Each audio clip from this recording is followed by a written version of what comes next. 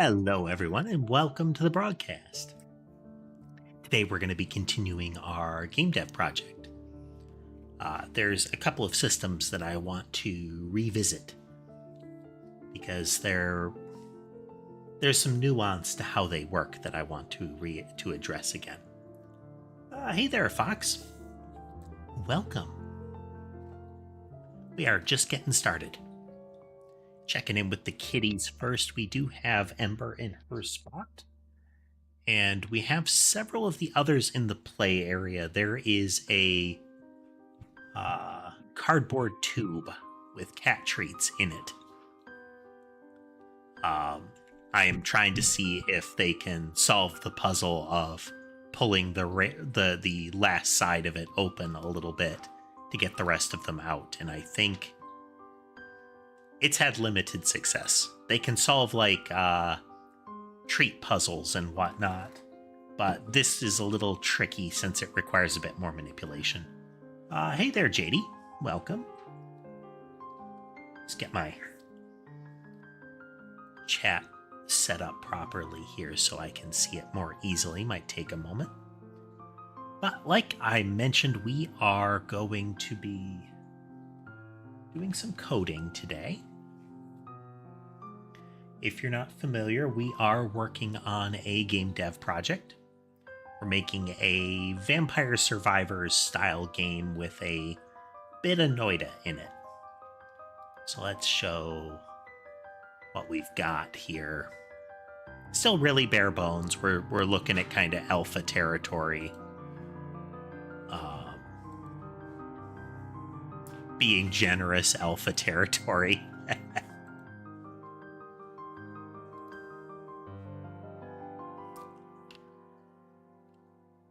So, placeholder backgrounds, we got our sprites rolling. At least we got a couple of sprites rolling. This is bigger than it's supposed to be, but, you know, testing.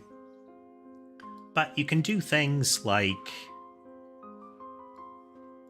set it up so that the weapons behave a little differently based on a sequence of modifiers.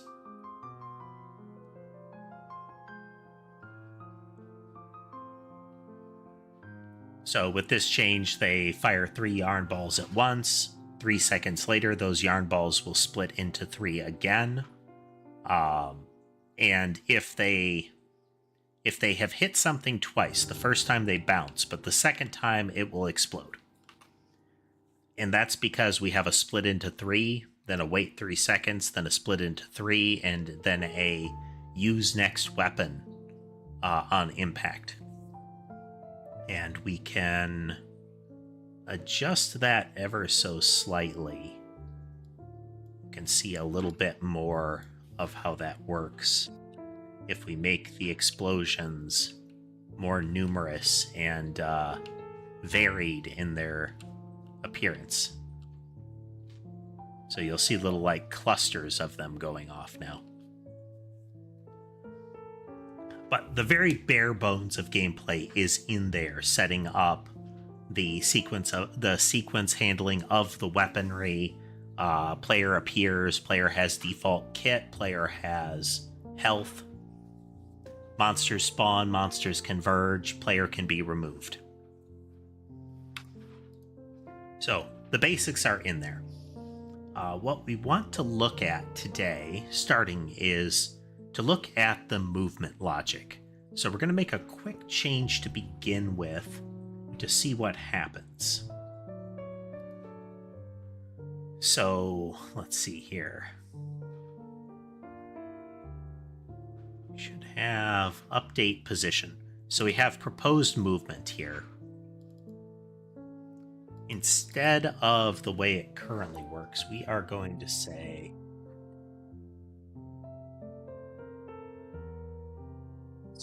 to proposed movement dot normalized times 96. Technically too fast, but we're rolling with it. So what this is going to do is it's going to flatten the vector out. Right now, every piece of movement in the game adds about 1 unit of motion into it.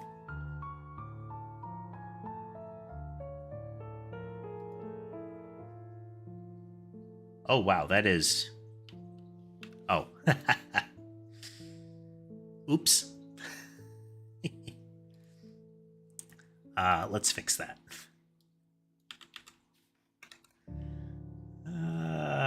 So the delta isn't being handled here.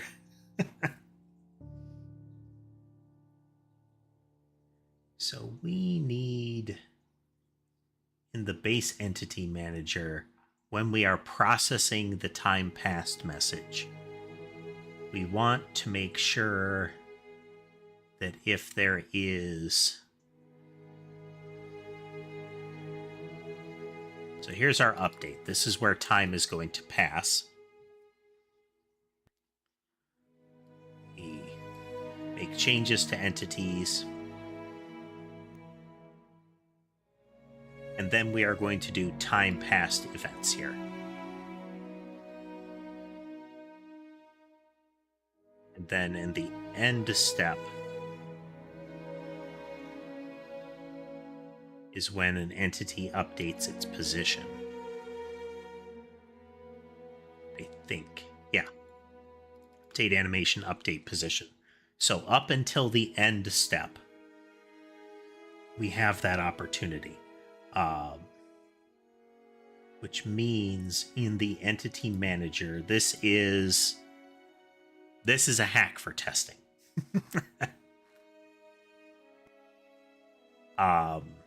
Because additional message handling can happen all the way up until the end step. So we're going to do this here. So we say entity dot proposed movement is equal to its proposed movement dot normalized times 96 times delta.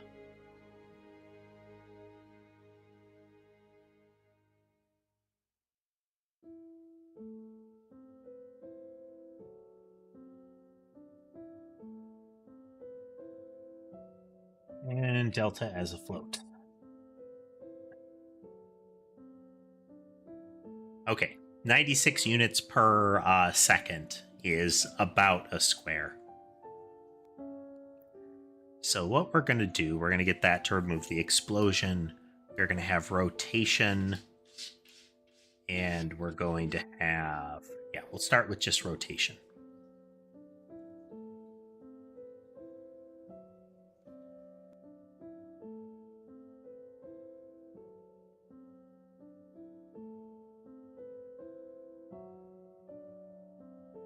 Interesting.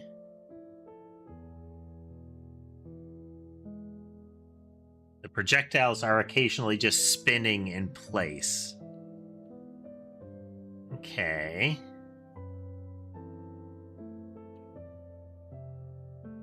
So this flattens it, which isn't really what we wanted to happen. If we do a spiral in, that makes it spiral, like, kind of loop-de-loop normally.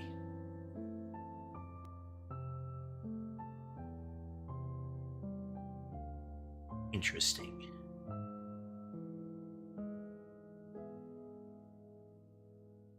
Let's look at what we did here.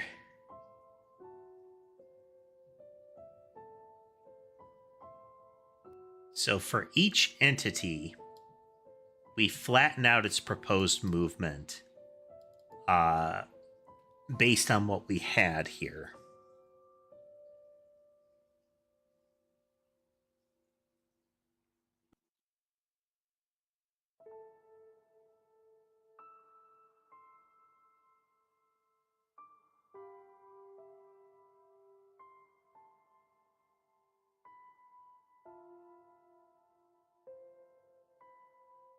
Because this, okay, this will be the delta-based movement when it comes in.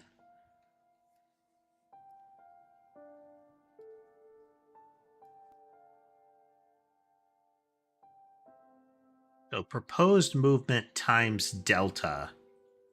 I'm sorry, divided by delta is equal to proposed movement times the speed modifiers.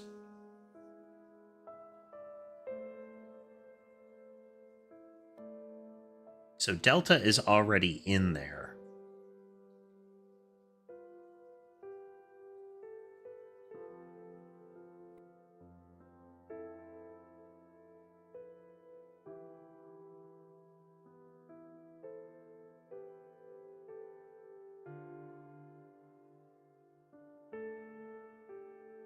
We'll have to take a different approach.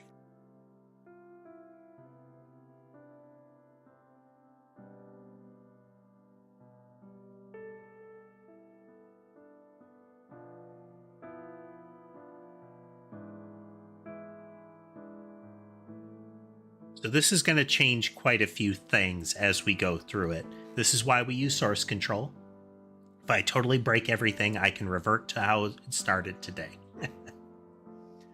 Bear in mind, if you don't know code, if you aren't familiar with what's going on, if you have questions about what we're doing, just fire away.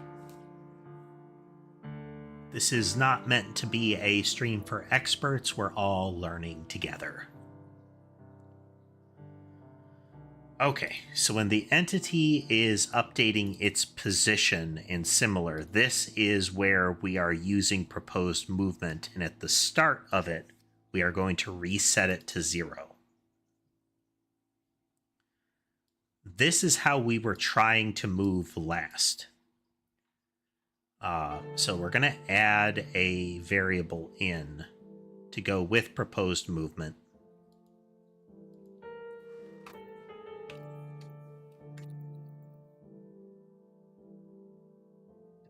Stored as JSON, but we have a public vector2.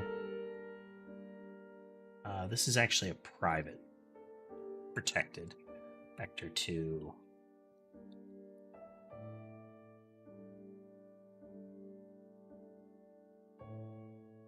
So this one only gets used in the background.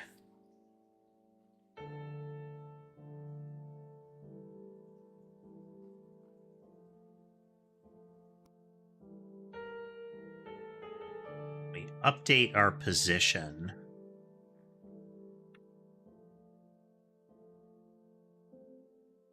We're going to say last movement is equal to proposed movement. So we're storing this off.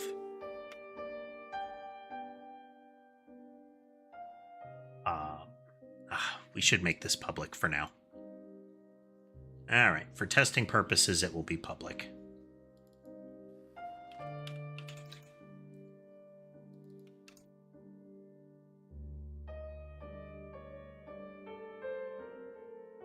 And we'll make it a property. It's ignored by JSON. Okay. Hey there, Dorothea. Welcome.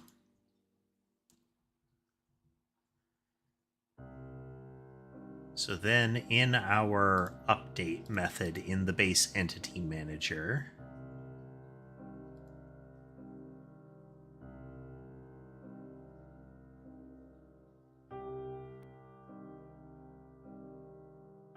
no, it's in the handler in the entity still.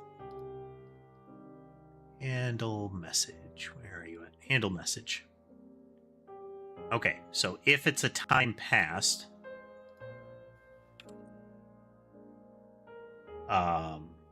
instead of equal to vector 0,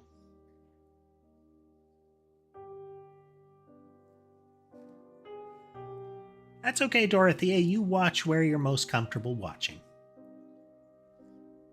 That's why I stream on all these different formats and platforms.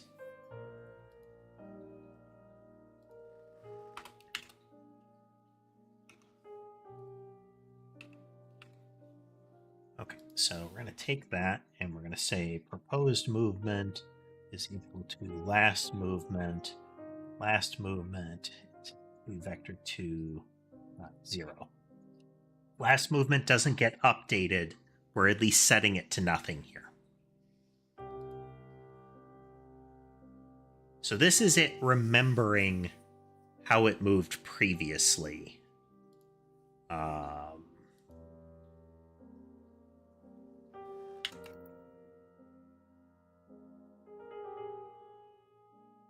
going to normalize it.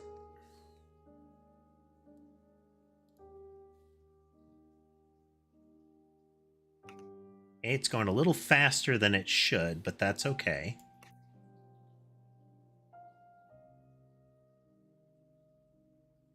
Now, the reason that we did this is so that I want to be able to change things like the spiral to not care about what the current movement actually is. I don't want them to set the rotation of it. I want them to rotate it.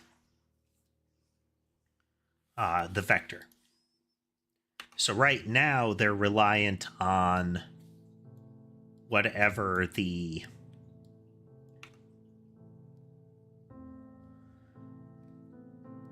they're reliant on knowing that it should rotate a particular amount.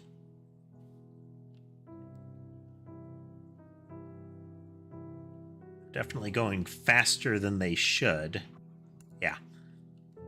So we can see a little bit of the problem here with the player. I'm currently not pressing any of the keys. It's not resetting it to nothing. That's a problem with the player movement in general, but we're going to leave that alone for now.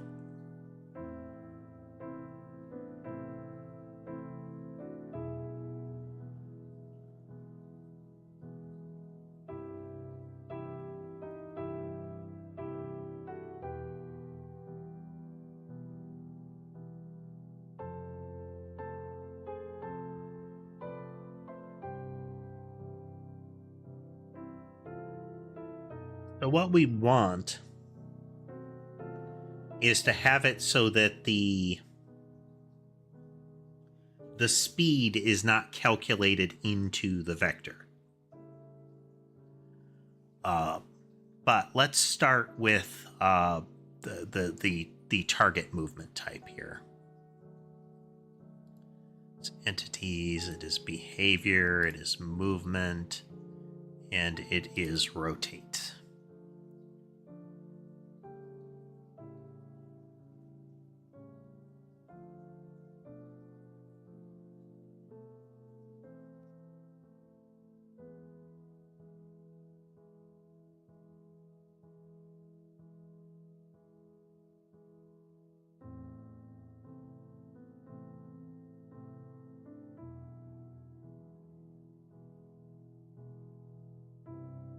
So when time passes with move rotate, we're currently rotating it based on where the center is.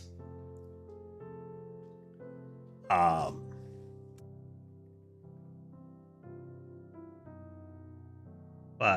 what I'd like to do is avoid having to deal with that.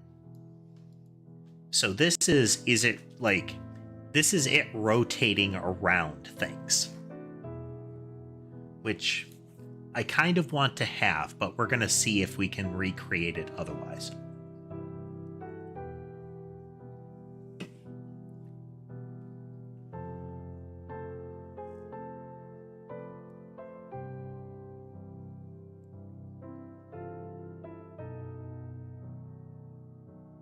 Get to move, rotate.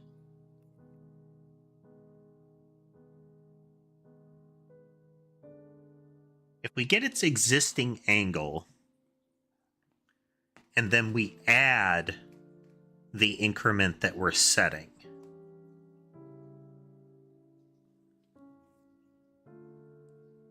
because that gets us our current angle.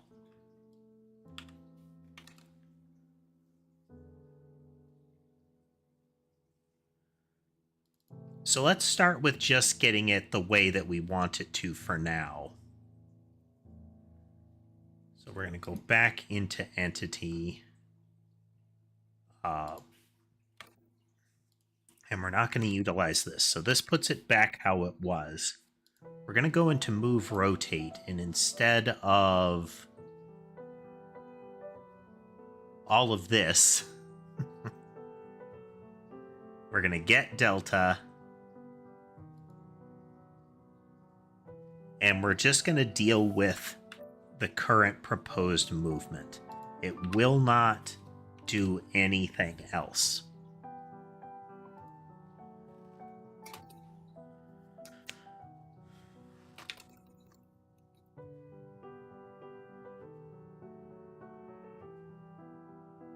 It's equal to, so this is entity dot proposed movement.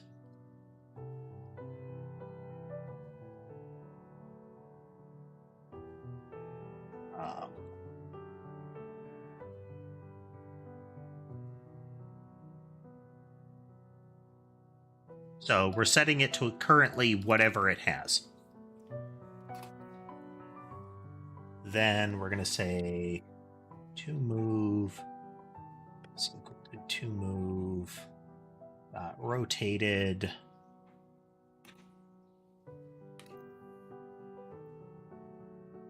and we're going to give it to start with move dot angle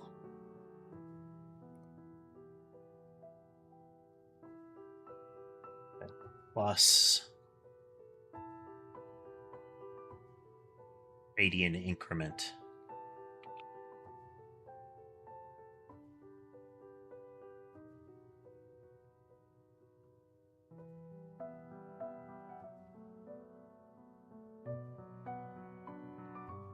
As a float.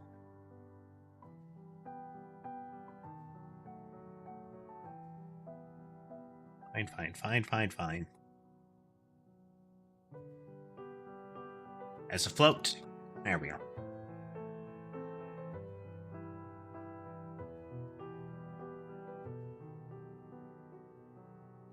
So that, we'll set it to spiral.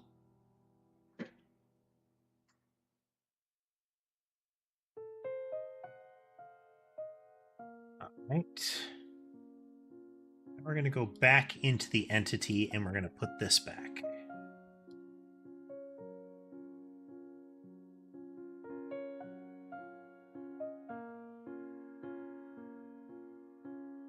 Way, spiral.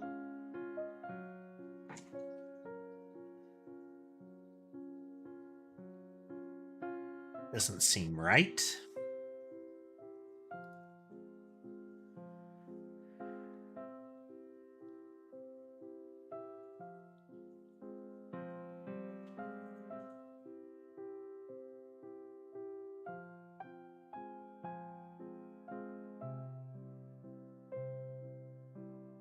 Should be degrees per second.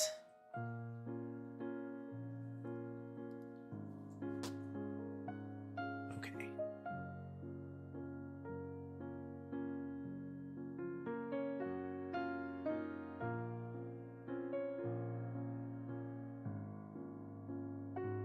Okay.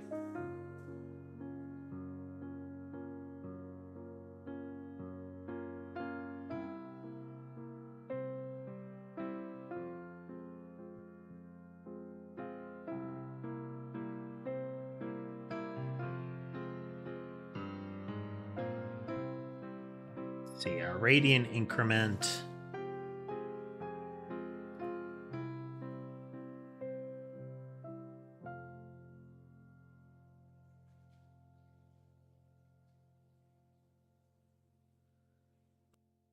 Get our entity's proposed movement. It has definitely changed.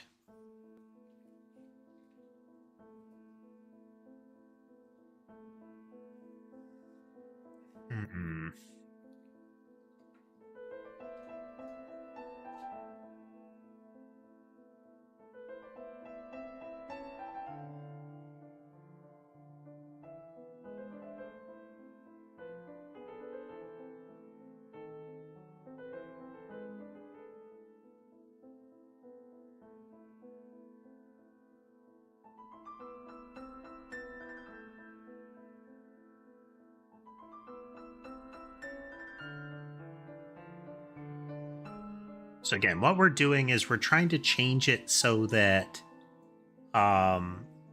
we can have a more universal speed. That is, each individual movement doesn't accelerate the object. Instead, we can have a behavior that changes that acceleration. Hey there, White Wolf.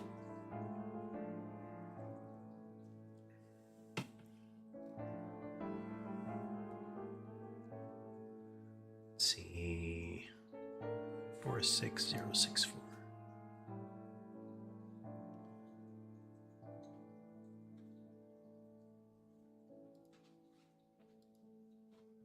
This is static every time.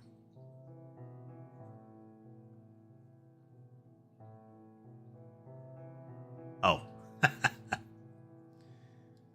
Womp womp.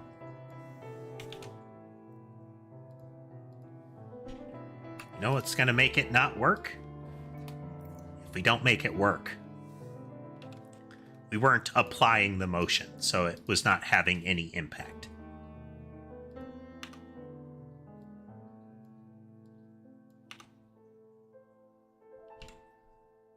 Okay, well, you're not supposed to spin in place like that.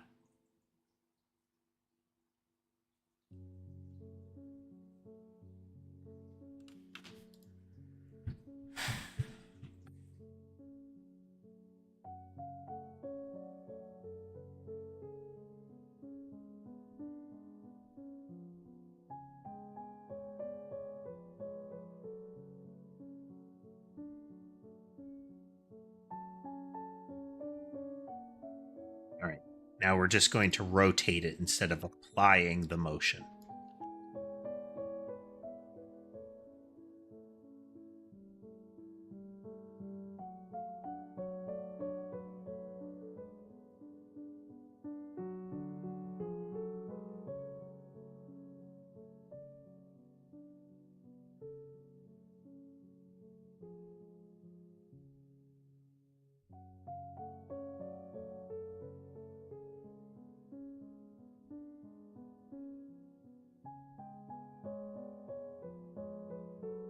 This. So 2 moves starts out as proposed movement, 1.04 and negative 1.2. And now it's changed a little bit.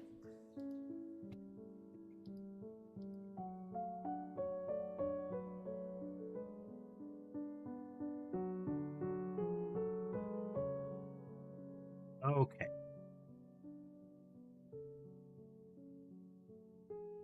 Let's see. We're going to have it change. We're going to have it do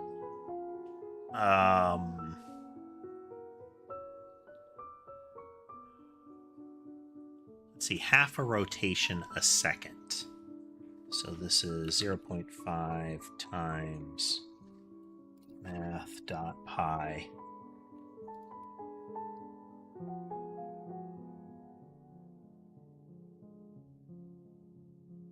Coding is going well. Oh wow, that's a tricky one. I don't know. So let's see. Is it like Blenzuski? I don't know how to get that C before the Z in there.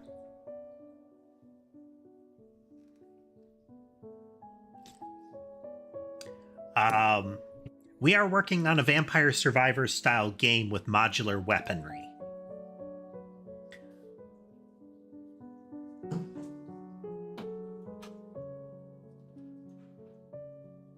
We'll try to remember MB. Okay.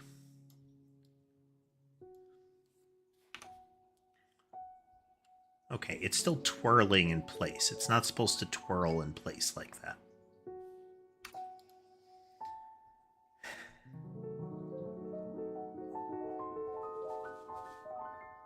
Oh,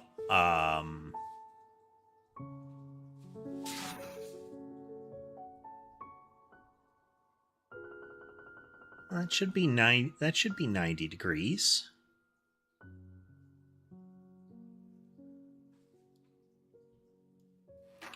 Math f dot degrees to radians. 90. It's 90 degrees a second. At least it should be.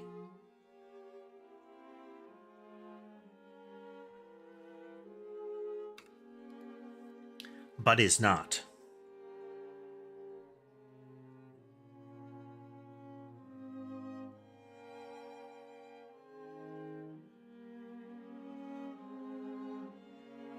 So what we're attempting right now is an alternate to the rotation. The rotation that we were using was based on a central target position, and we may still have to revisit this and keep it that way. So every one of these is based on the idea that it is additive. It applies an extra force to it. We could adjust that in each of them where they add only a normalized value.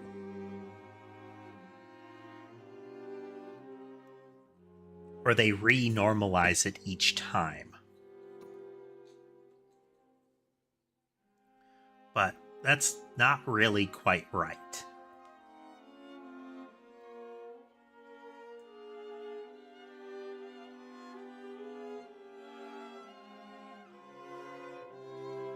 So if we look at it as movement happens as a normalized vector normally. So it's a one-based vector, or one length vector, and we multiply it by a fixed speed times the delta. Right now, we're doing all the delta calculation in time past, where we are applying all of that. But if instead we looked at it and said, okay, we are going to add...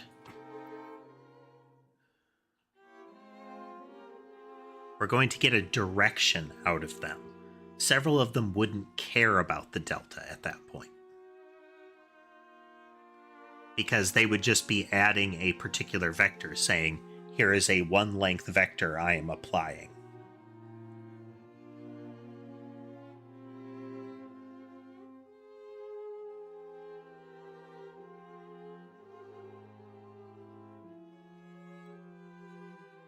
Let's remove that.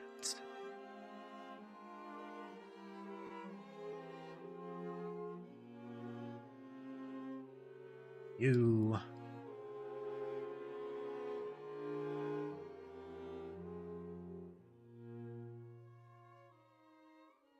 Dorothea, thanks for swinging through.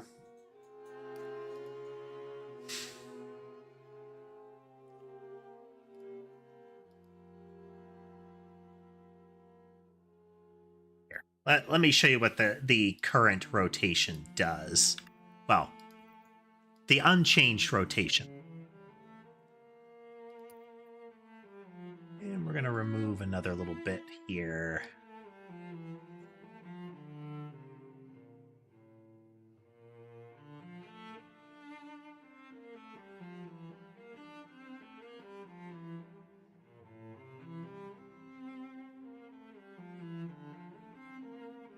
Hello, Zane.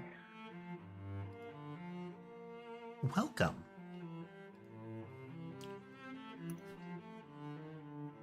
I was doing definitely break stuff. So this is existing rotation. And this works. And I feel like it does what it's supposed to. So maybe I should avoid breaking it, you know?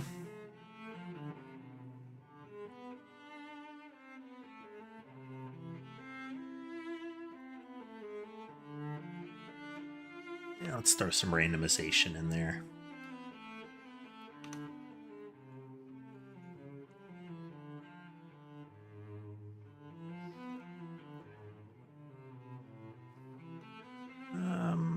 Better randomization.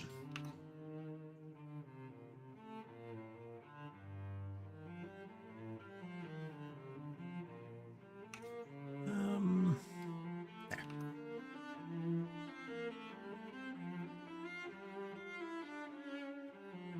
Yeah, let's strain it a lot.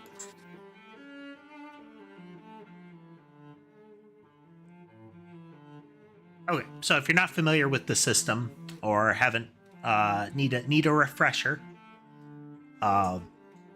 each weapon acts as a series of instructions.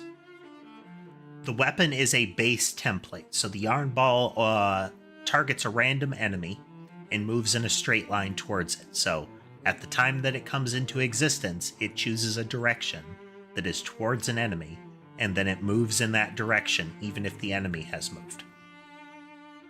If it impacts, it will bounce once. Everything after that in the row is a modifier that comes after. So right now we've got split into 3 once, and then twice. We have a move in an outward spiral, and then we've got a move in a random direction, and we have a every 1 second fire the next weapon. So these two split into 3s say during the first frame that it's alive, it's going to replicate itself 2 additional times. They're going to fan out in a 90-degree arc. Then each one of those, when it hits the next instruction, is going to split into 3. So at this point, we'll have 9. This is all within effectively the first frame. And those only happen once. Then each frame we're going to move in an outward spiral, so we're going to steadily from the center, which is determined by how it's moving up until that point, we're going to be constantly kind of pushing it perpendicular, perpendicular to a vector from the center. So you kind of create a L shape from the center and push it that way. Then we're applying a random direction. Upon that projectile existing for the first time, we determine what that direction is, and it gets pushed in that direction until it goes away. So if we were to remove the spiral, and let's remove the periodic so that you can actually see it. So what's happening here is that when it is emitted, it has a direction that it's trying to fly in. Random direction does not respect that. It applies its own random vector. So you'll see some of them are moving really slow. That's because the random direction is fighting the target and enemy direction. We can see this as well if we swap random for track and enemy. So now they're going to home in on a target, but the initial direction might no longer be where the enemy is since they're moving. So that initial direction might fight the homing logic, causing it to slow down a bunch. That's generally going to happen if the initial target is removed. Then for funsies, let's add spiral. This is spiral in. It tries to converge on its center point. Since the center point is constantly moving outward, then it kind of loop-de-loops towards it. If the center point were ever to stop moving, it would converge inward on it.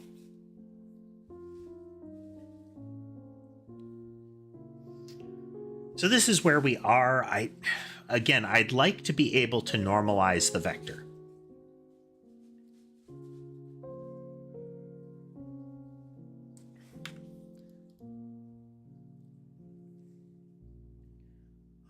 Such that here, let's revert what I was doing because none of that really needs to stick.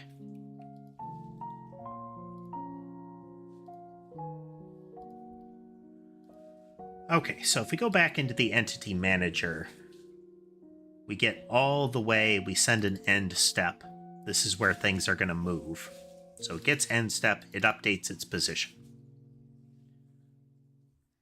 But if in the entity manager, during the prior part of the step, this is in our time passed portion, this is going to give us a delta. By the end of this, we have how the entity is going to move. This is hacky. So this is how the enemy is going to move at this moment. It will be delta, it will be a delta fractioned speed. So in theory, if we do this,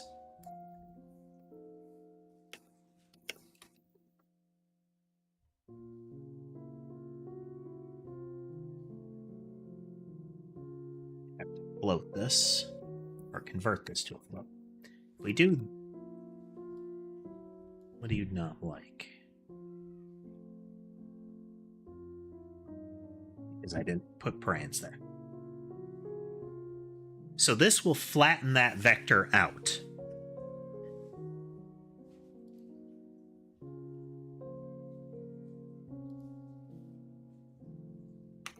So we've still got existing motion going. I'm using this on impact to get rid of the explosion so I can see the motion more cleanly. So that's still working, but if we put spiral in there,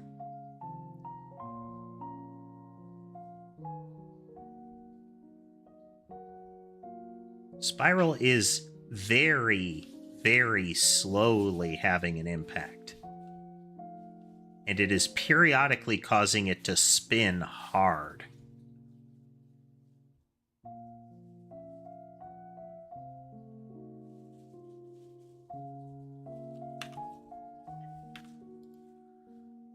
So let's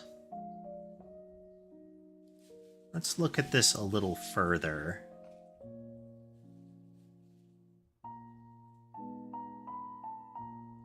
So when we're setting the degree increment here,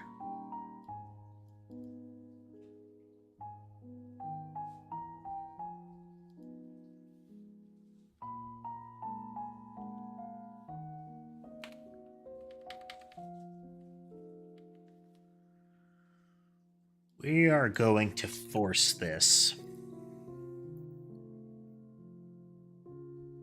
to be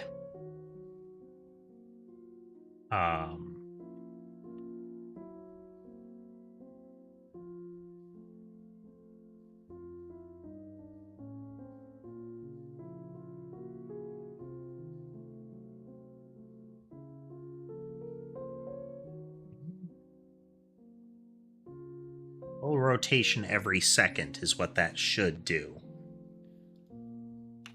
Well, that's how it was previously coded.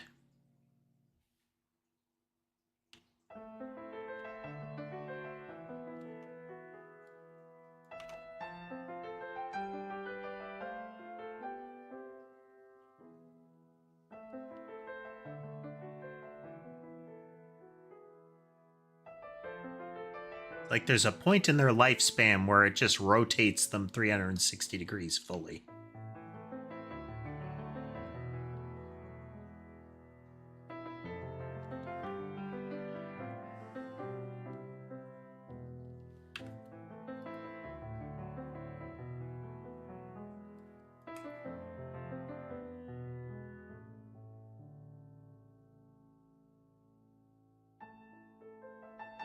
Because by the end of all of this,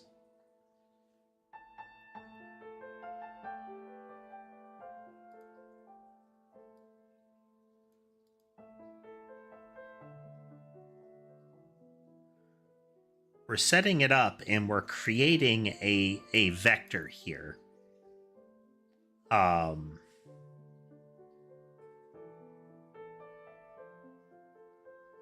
Because this should effectively be a unit vector.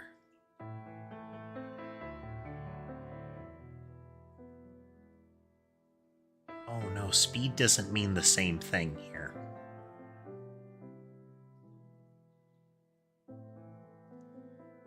Let's look at our... Let's look at our data file for rotate.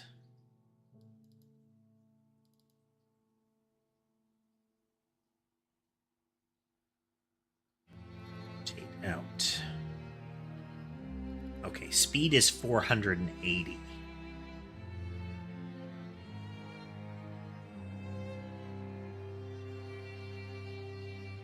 Because speed is handled differently in this logic.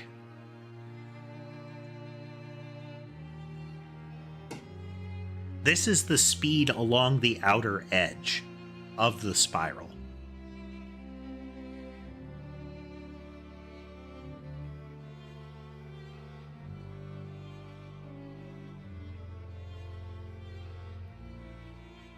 Which makes it more noticeable.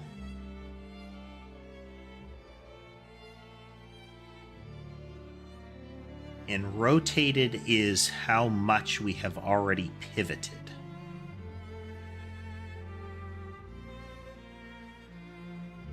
Sorry, no. Rotated is our point of reference.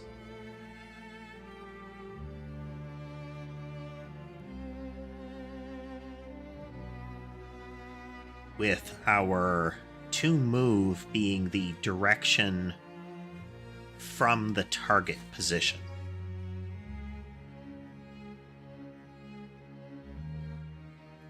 Sorry, our direction to the target. So we get an orthogonal to it. We make that vector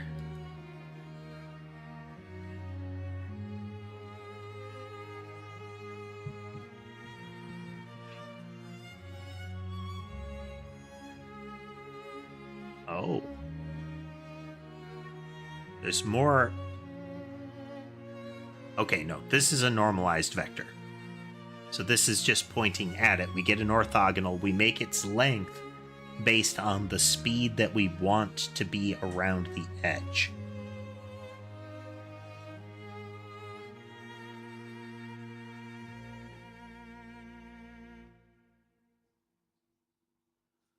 Let's see if...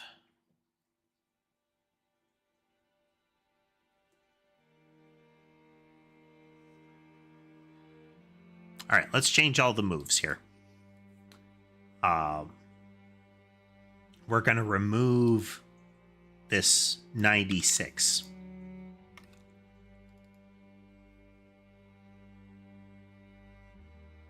This is a rotational factor. This one changes the current motion. It does not add to it. This is something we'll want to mess with later. Zigzag and wave we want to mess with later.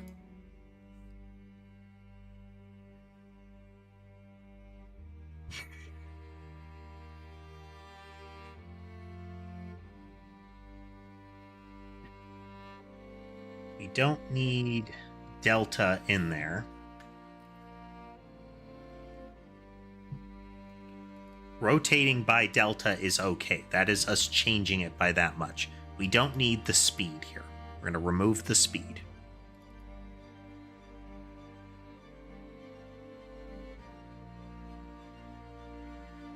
Same way, we're going to remove that delta.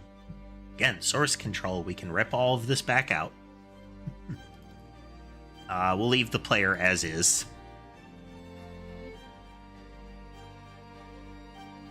Then we're going to go into our entity.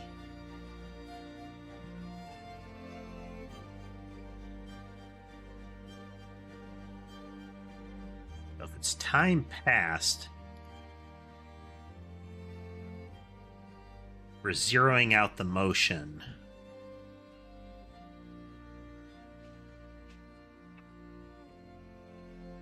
Okay, so in our base entity manager, we send a time passed message.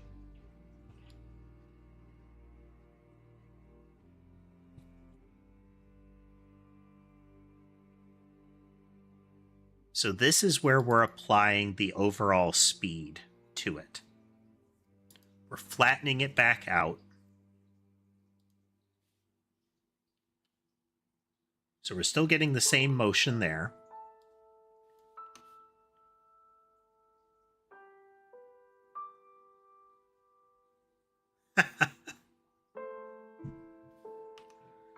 Well, that's not how they're supposed to work at all.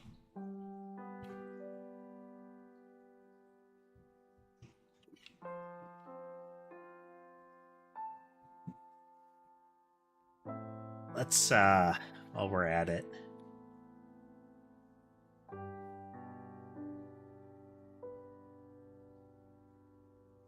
It's enemy.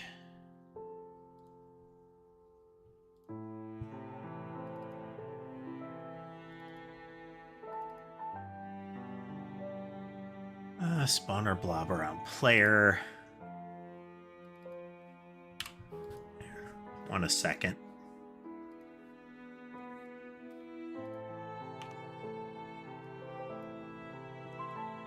So we're not getting a full rotation.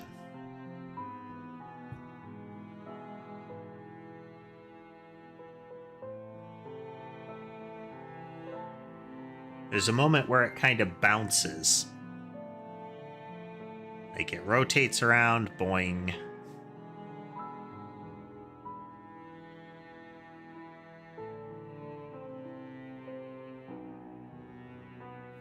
Okay. Oops.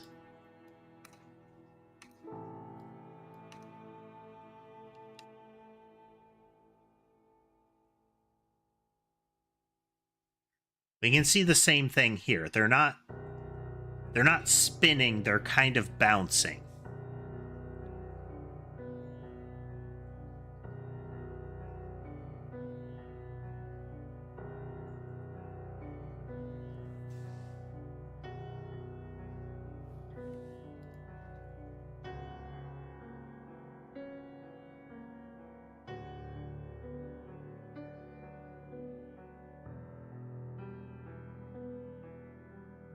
Look at the rotation and make sure I didn't miss a piece here.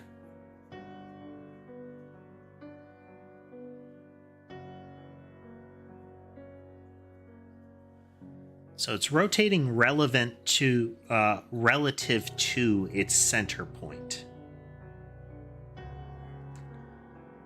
But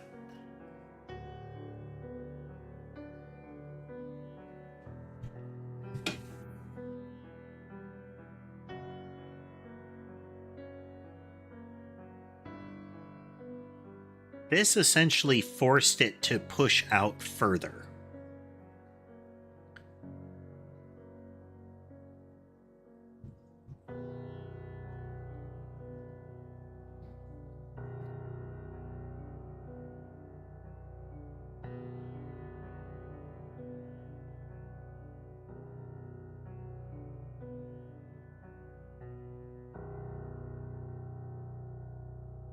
So we're taking its base rotation. This is if it gets spread or something like this. This is another element that I want to work with.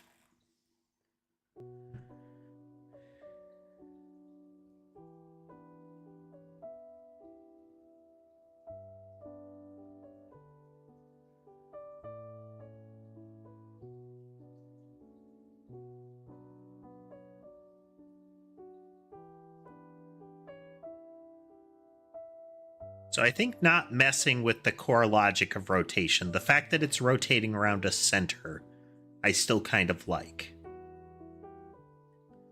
How we can normalize it to be fixed, that'll be tricky. How we'll deal with a radius of rotation kind of thing.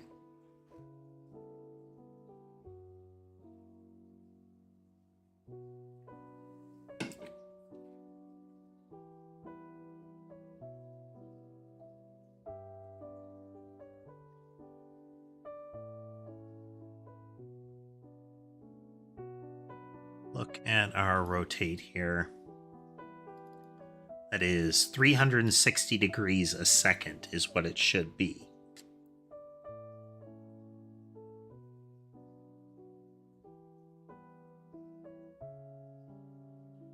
That's not right.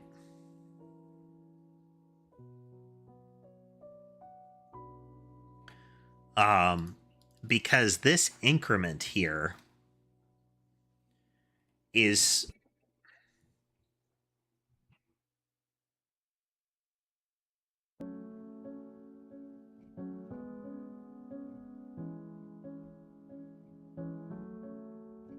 that's how much it's already rotated. Rotate it a little further.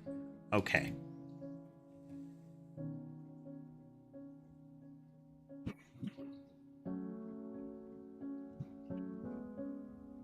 Let's make this fixed value here.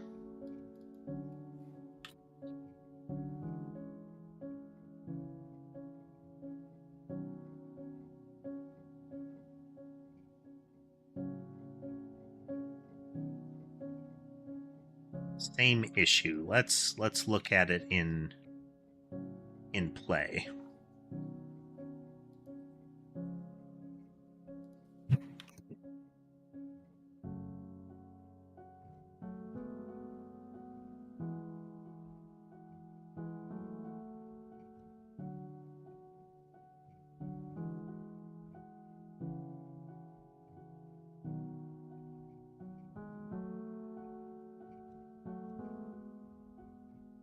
It's at 0, 0. It's trying to go to 0, 0. Okay. It's at a negative value. It's tracking a different value. All right. So we've made our orthogonal vector, you know. And then we rotate it slightly.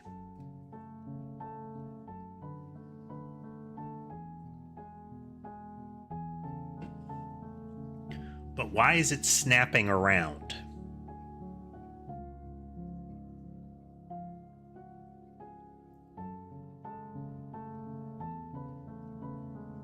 We want it to be a smooth rotation.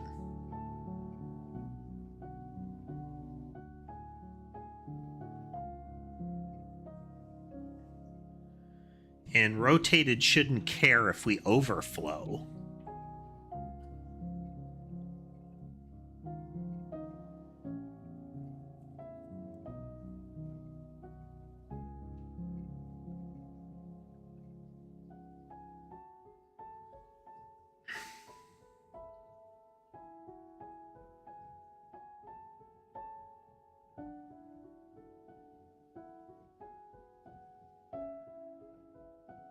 That I don't think we're getting enough push to it this way.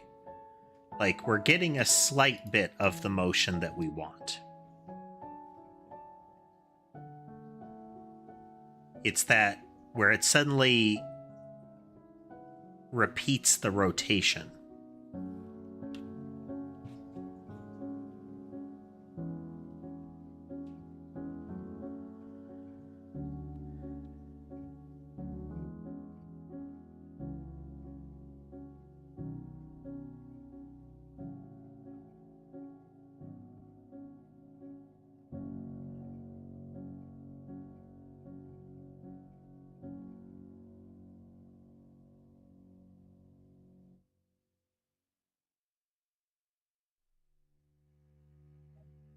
Take the guy in for a checkup, see if they can get him in. He's got kind of runny nose or something. It's very, very sniffly.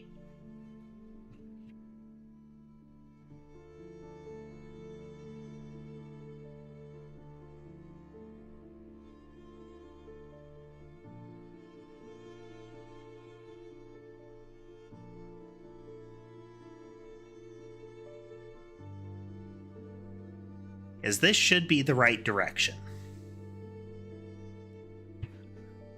But it could be that it's getting far enough away.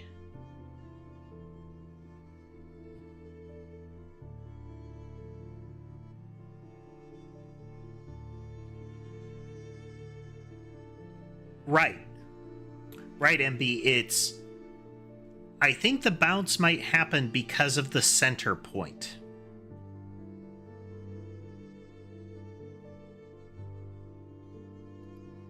It's right now what we're doing is we're drawing a line from the ball to where its center point of the rotation is.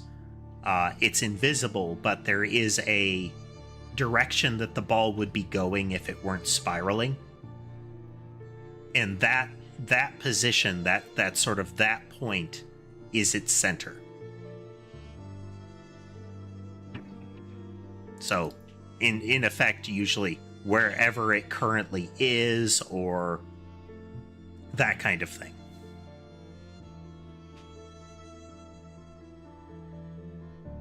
So, like right here, it's the center shifts however it's been moving up until this point. we get the direction to it, and then we get the orthogonal vector to it. So we get a 90-degree vector off of it.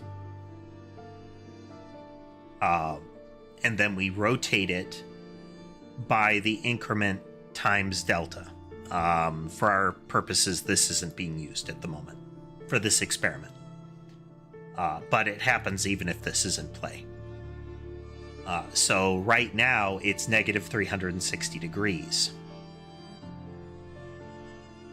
What if... Let's just force it.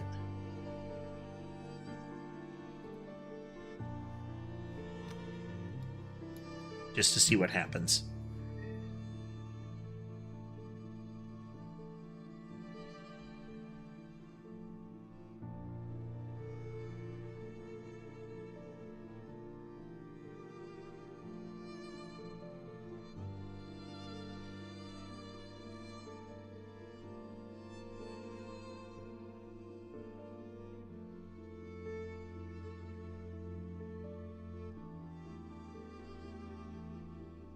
So we've got 180 degrees of accuracy here.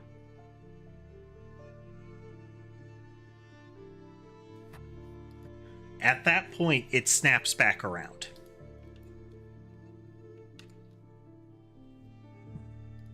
So why would that happen?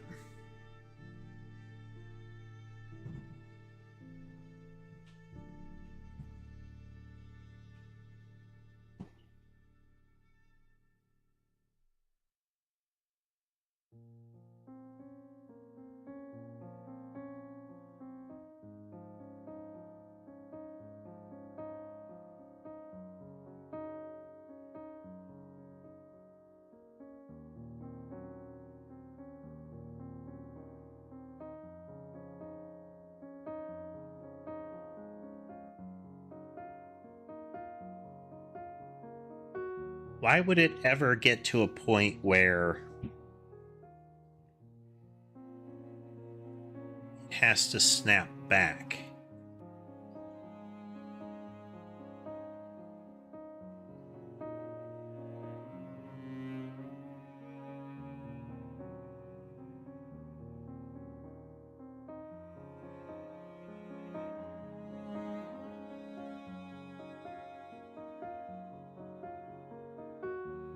There's no real bounce happening. It's that our...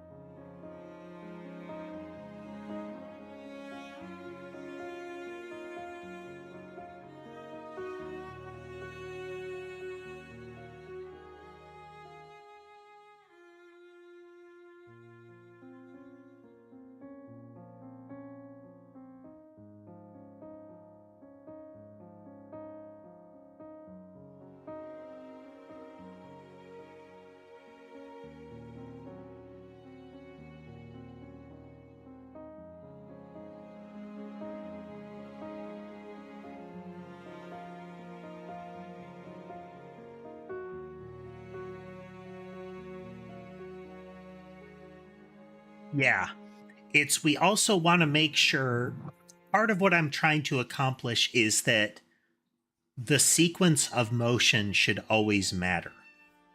So spiraling before moving randomly is different than moving randomly before spiraling, kind of thing. So we always want it to be considering everything that has happened to that entity up till that point, and recreating it will skew that.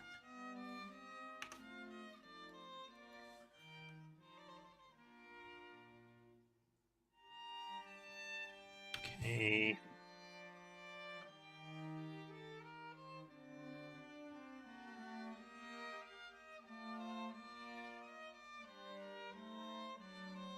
Let's get that first one.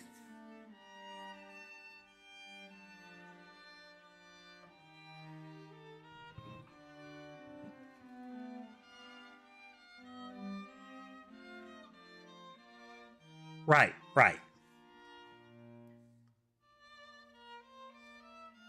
It's extremely tricky to debug this way. Could I do it? If I really wanted to put in the effort, I could build tests around this, but I kind of want to produce something. Tests would be the right way to do this. But I already spend so much time scrubbing everything on this that it's a solo project, so there's only so much time, you know?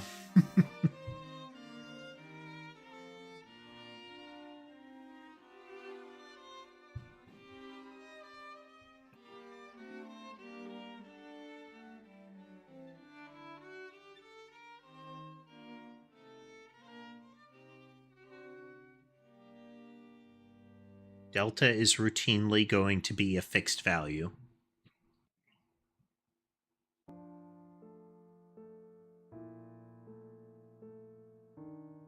I could set it up such that there is a fixed seed with pre-supplied behaviors to a projectile, such that a projectile is emitted once or instantiated once, and then we could do a time slice and check like position, that kind of thing. Permutations would be kind of a nightmare, but we could have that sort of thing where there are known commodities that we could run through. Building the test the test guide to that would be brutal.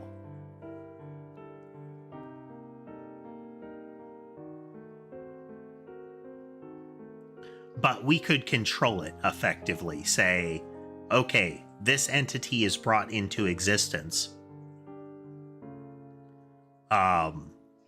Here is a delta, a known delta. We could say a delta of 1.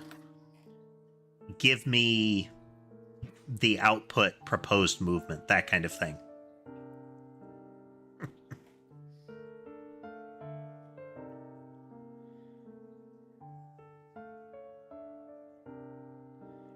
Yeah, I have a framework that allows me to do some of that.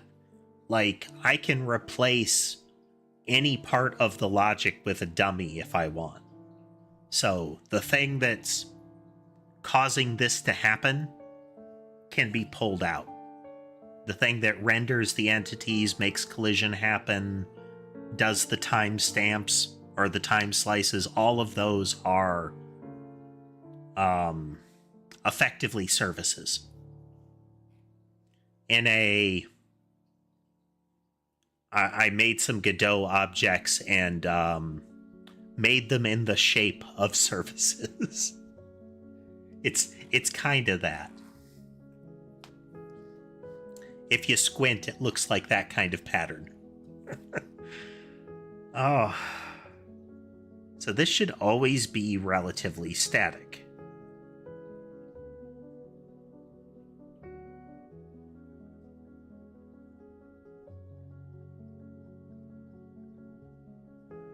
But because we're normalizing it, we're not pushing it in a circle.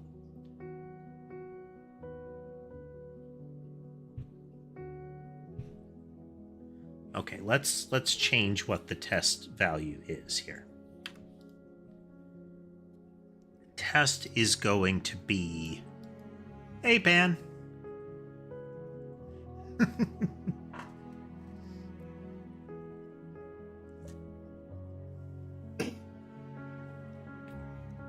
Our general goal here is to be satisfied with what I've got. And I want to make sure that it does what I intend it to do. Go ahead, Pam. Okay, so if we have to move dot angle plus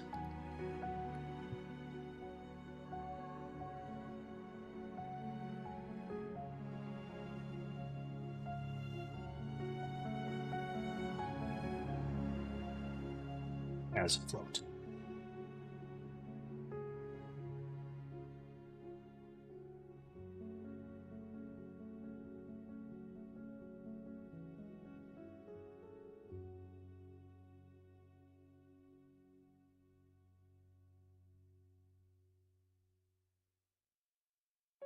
Why is it snapping back is the question, you know?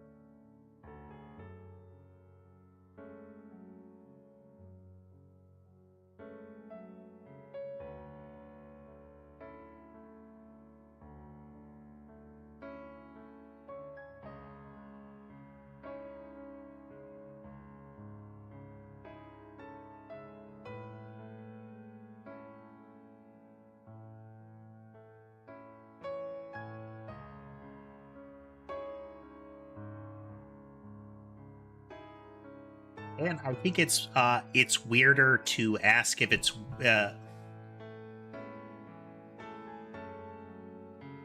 if it is a person that you genuinely consider weird. It's strange that you would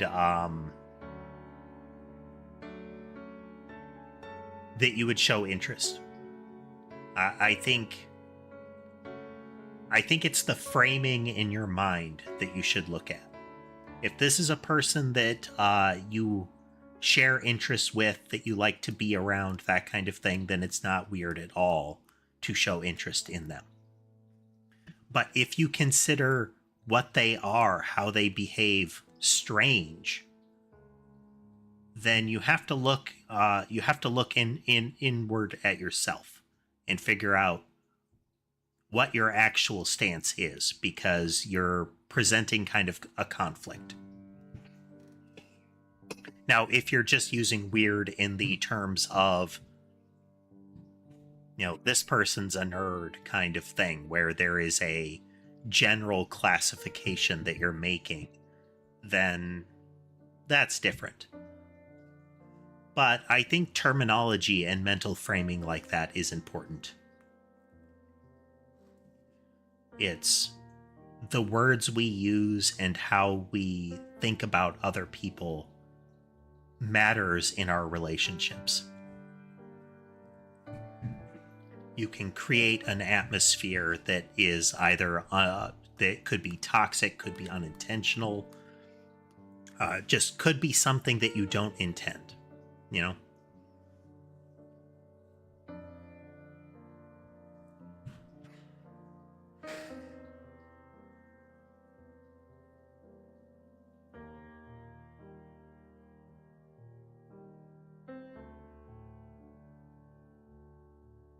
So we need to isolate this so that I only have the one to work with.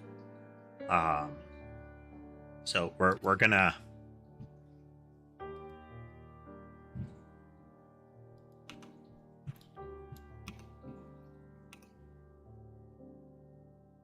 Okay, there is only one that's spiraling now.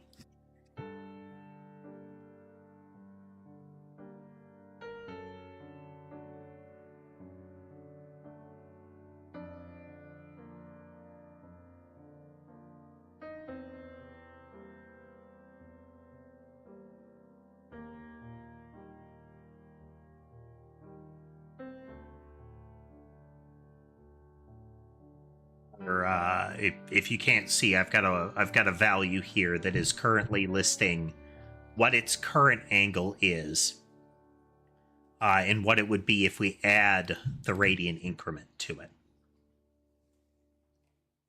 which should be the equivalent of rotating it that much.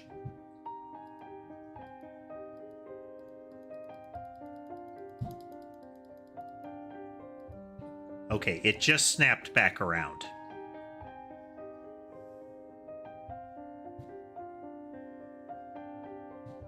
there is some logic that is happening in the rotate here that isn't what we're anticipating.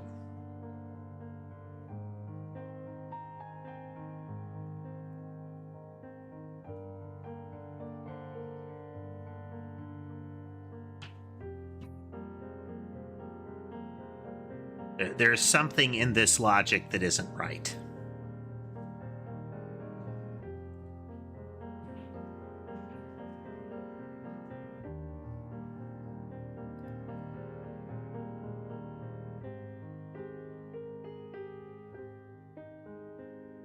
Let's...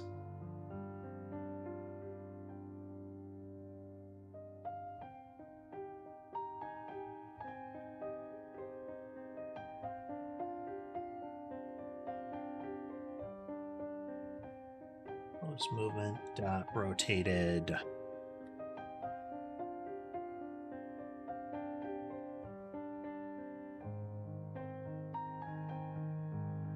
We're just going to rotate it that much.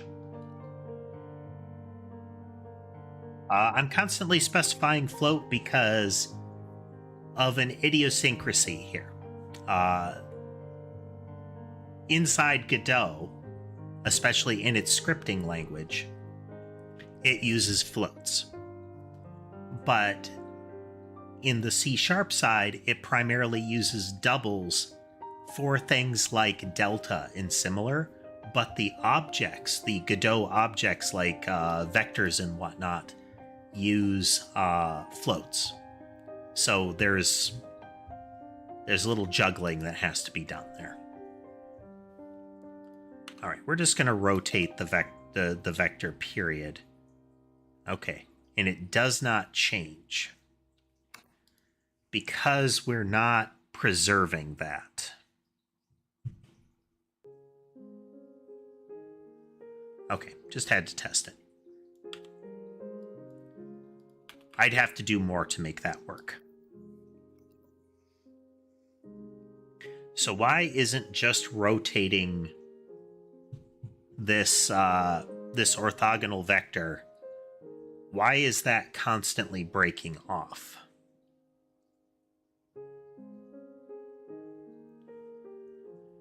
And the only thing that I can think is that after a point... Just a second, let me break out some sophisticated tools here.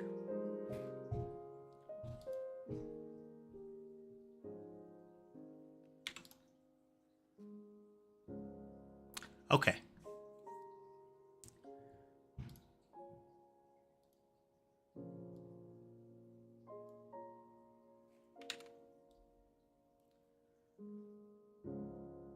So we have whatever the straight line is. Then we've got periodically we are saying we're taking little time slices.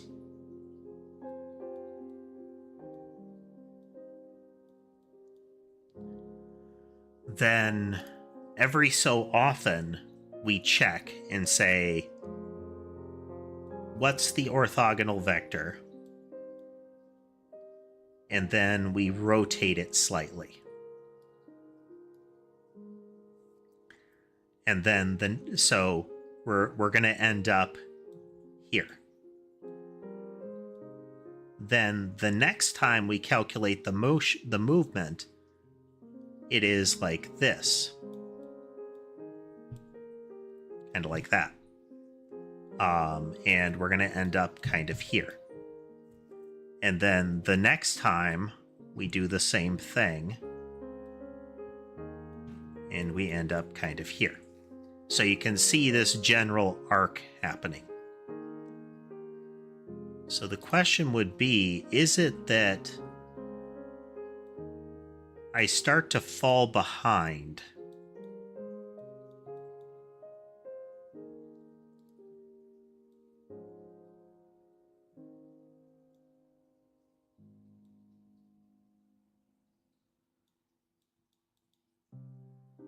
Could it be that after a while that gets skewed?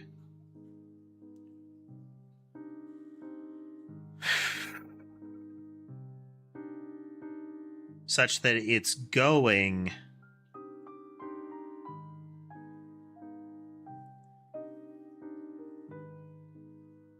Let's add a layer here.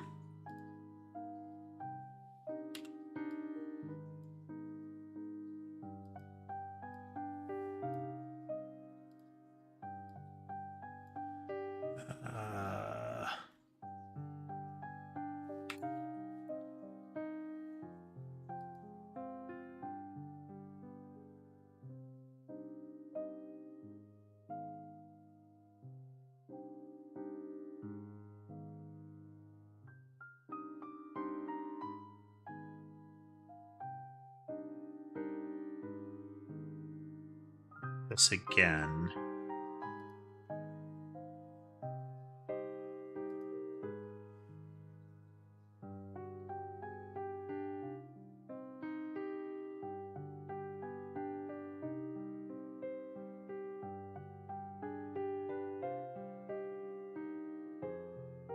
So right now what we're seeing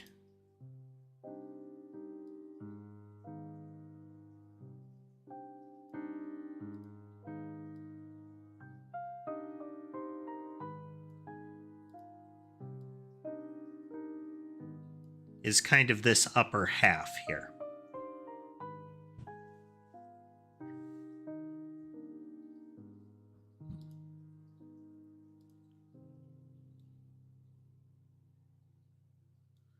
We're kind of seeing that, this bounce.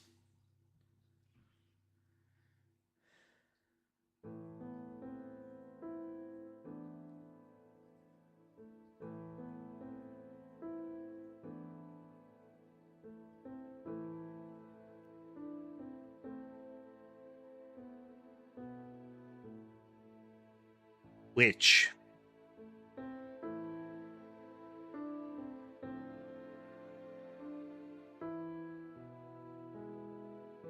for it to rotate like that, the orthogonal vector would have to say, so if we're here, let's use more colors. If we're here, let's say the target is here.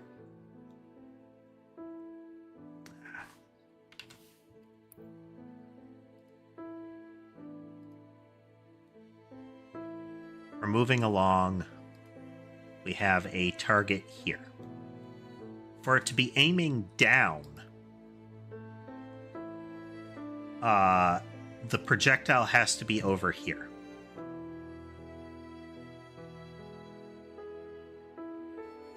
Because that creates this. In the same way, with the current model, it will always be this kind of pattern, where to be going up around the target, you have to be before it in space. And to be going down, you have to be after it, or to the right of it. More or less, there's fiddliness as far as how the calculations are happening, but this kind of thing. For it to snap back, that would mean that the blue would have to pass this way and reach here when it's heading down. So I think that might be the problem. Because we're normalizing it, and we're not, like, previously this was greatly multiplied. This was like not quite 5 times faster than the projectile normally went. Like this, the vector along the orthogonal here was big compared to this speed. But now we've made them equal. So the angular velocity here, the speed around the edge is much lower than it was. Here.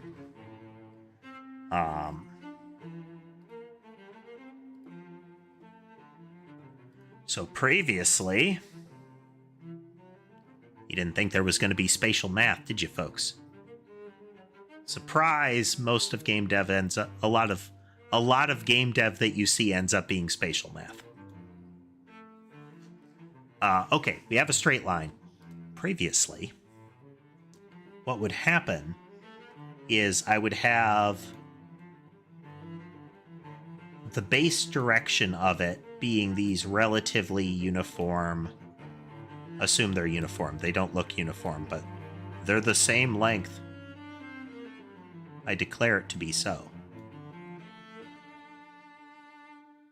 So each time slice, one unit. And then as I'm calculating that, we'll put the little red X's here. Let's put the little red X's here.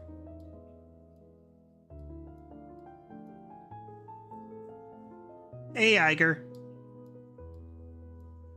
We're doing some math.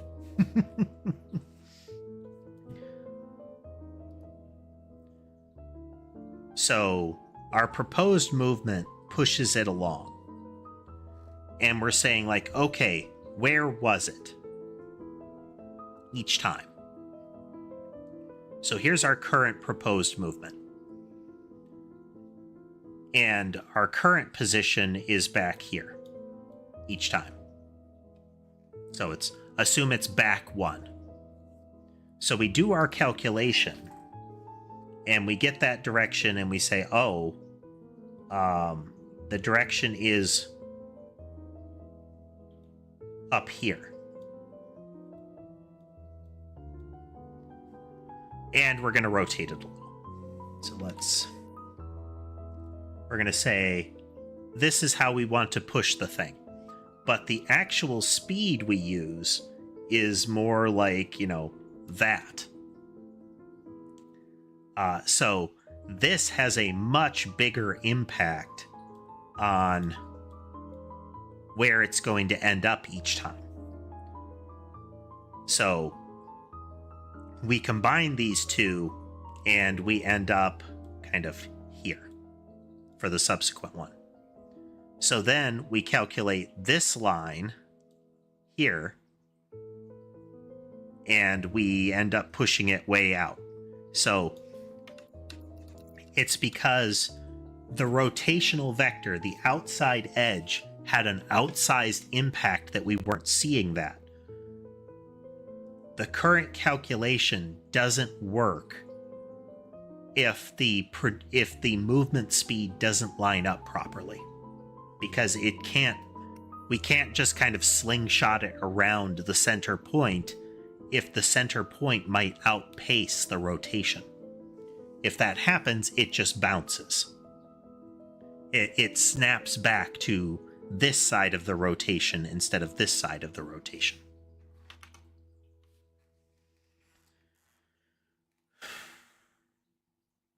So how can we fix that? One thing would be not doing the rotation the way that we're doing it, and just rotating the existing vector coming in. But to do that, we need to make sure that we're preserving it. Right now, the direction of travel gets reset every time. Be right back. Quick break, and then we'll resume thinking on this.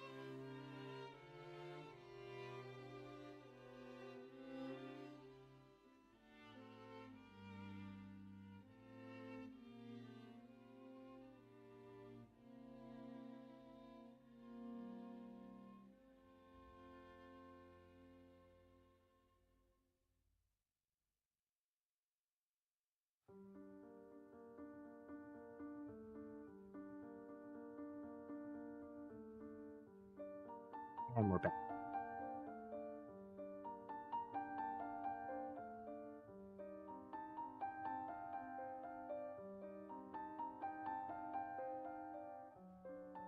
So if we're going to have this logic change the way that we want it to, we need to fundamentally alter how the movement happens.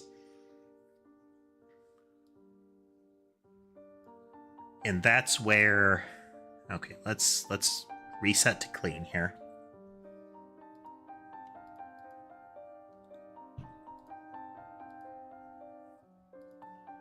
All right, so if we do move straight line,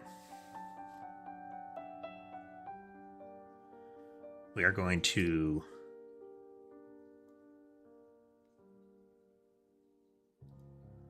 remove any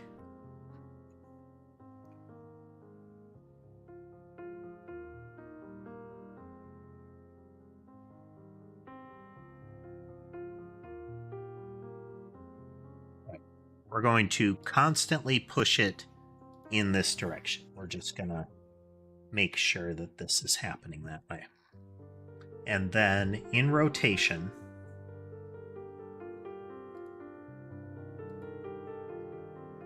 we'll keep doing these, but to entity proposed movement rotated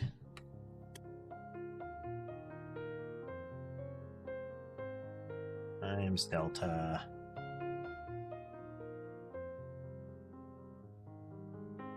as a float.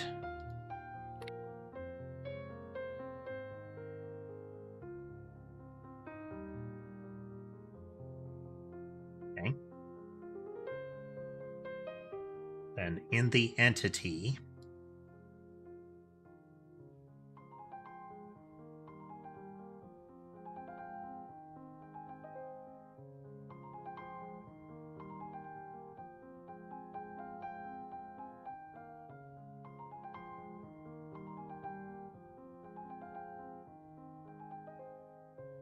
when we update the position, last movement is equal to proposed movement.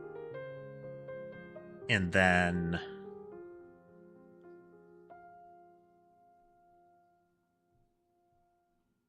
at the beginning of a time passed message,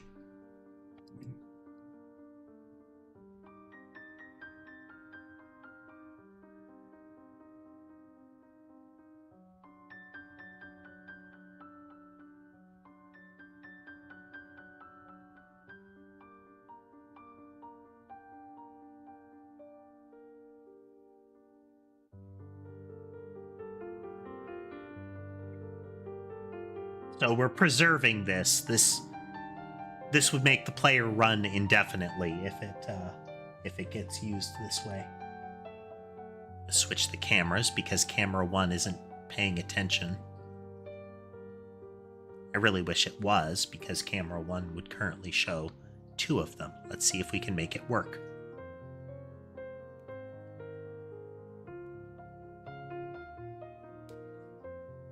Camera 1 is first against the wall when I get new cameras.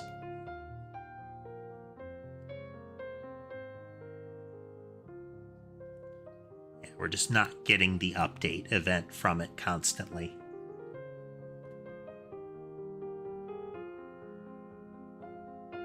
Now, it could be damaged cables. It is one of the ones that's most in reach, but oh well.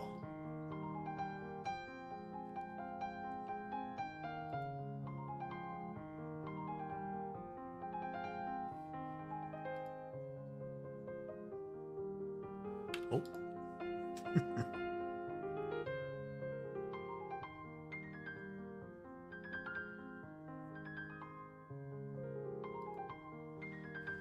Normalized times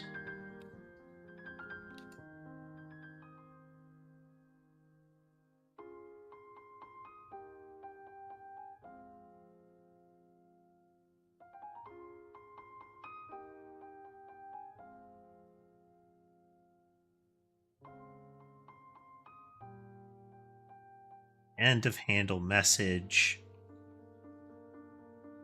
in the base entity manager. Again, we're back in hacky territory.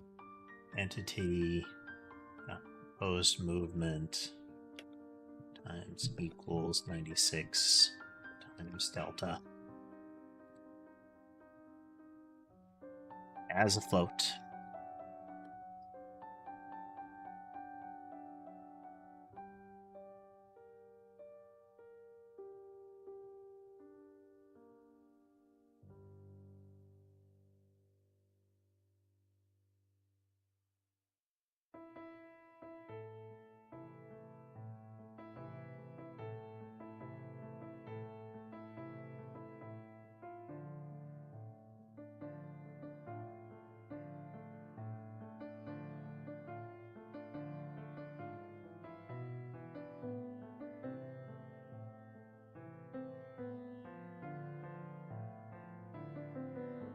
Do this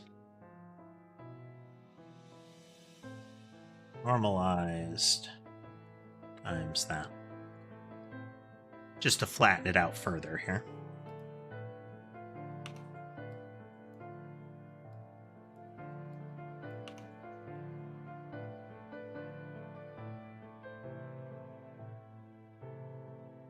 Okay, we're getting no steady rotation.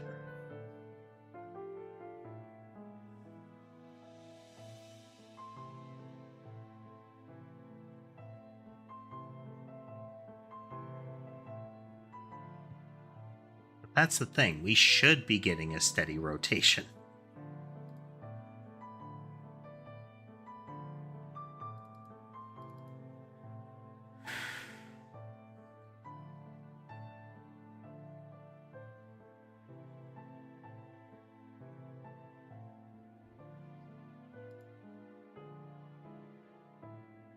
Let's go in again. Emit one of them.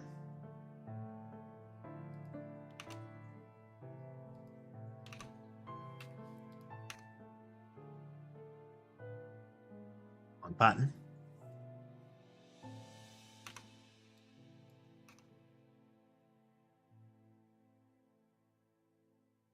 That. Go back in here.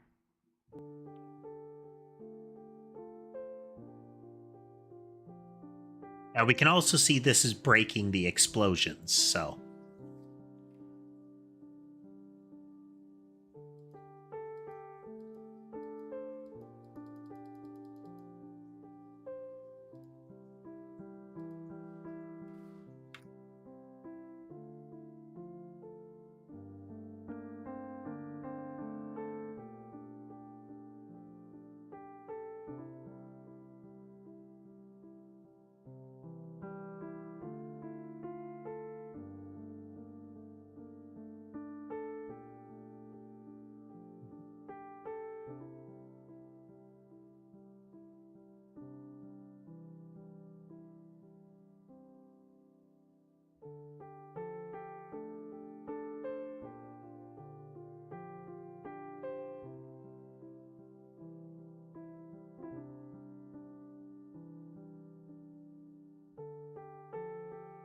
Is this we're just kind of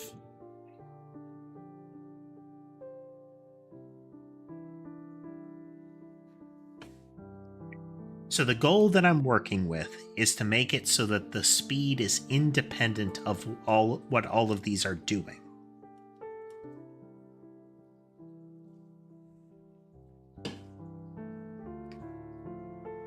Right, that the linear speed is independent. But we're running into problems with rotation again. And in theory,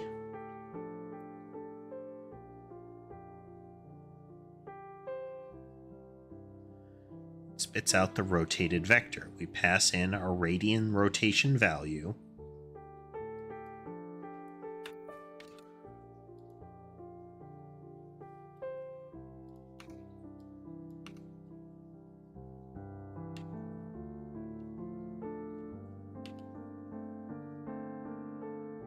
They don't keep moving is the problem. It's like the rotation isn't happening.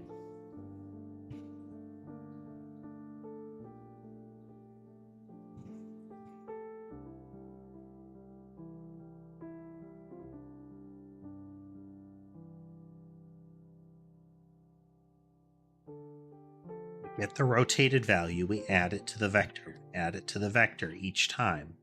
The existing vector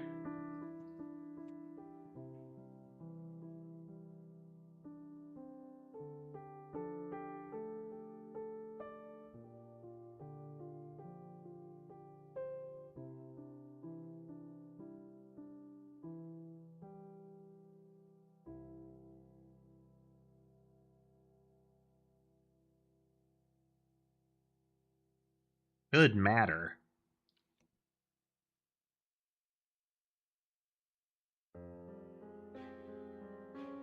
There's something breaking down.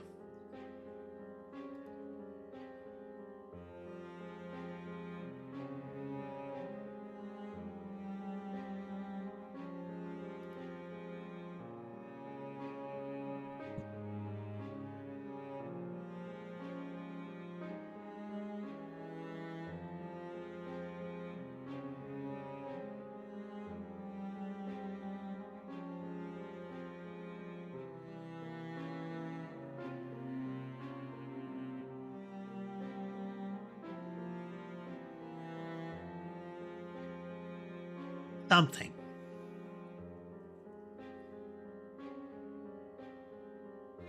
Ha ha ha ha ha.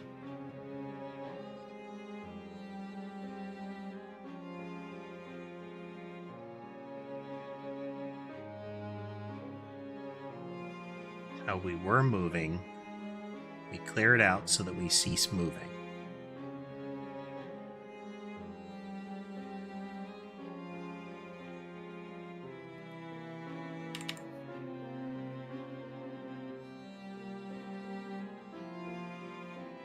We are making a game, Boom.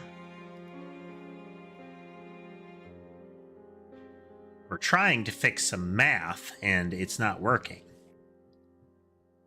We're trying to change some math, but it's not working.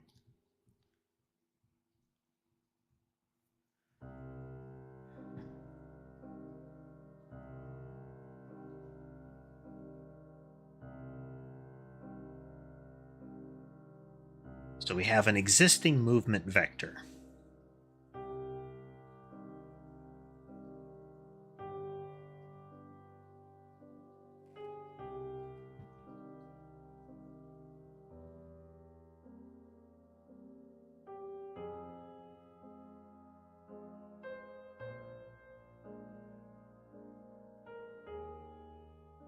Adding whatever the target direction is.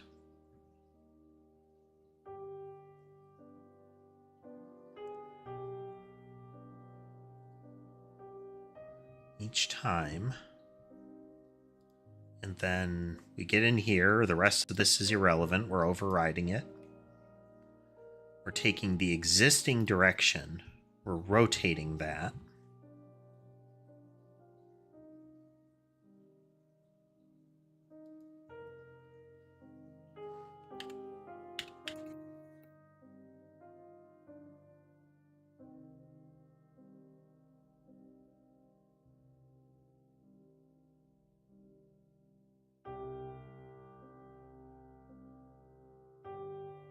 No impact. Why is that?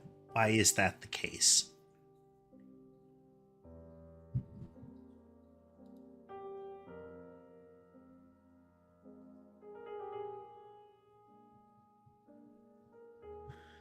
This is like Vampire Survivors, but with weapon creation more like Noida.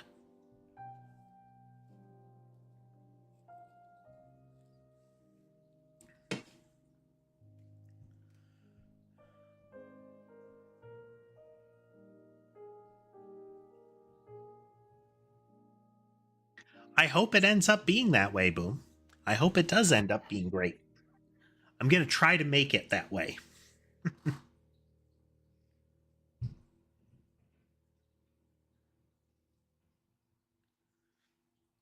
So we get a time passed.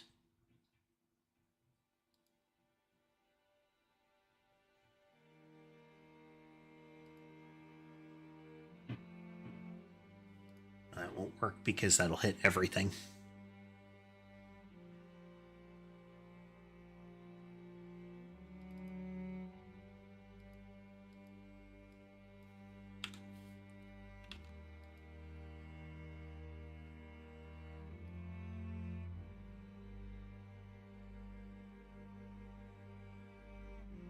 So what we've got is these boxes are like a sequence.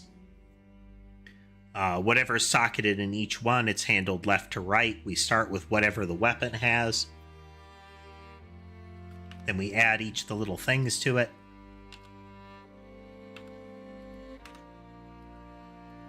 Make sure not to move because movement is broken in that regard.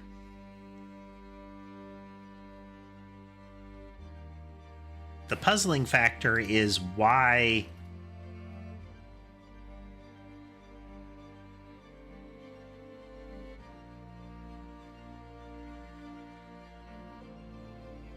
is this not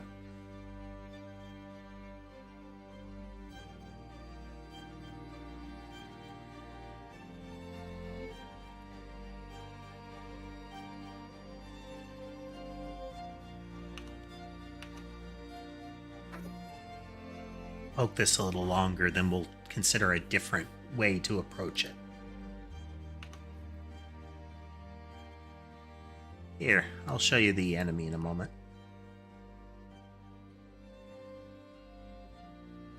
Messed up the test here.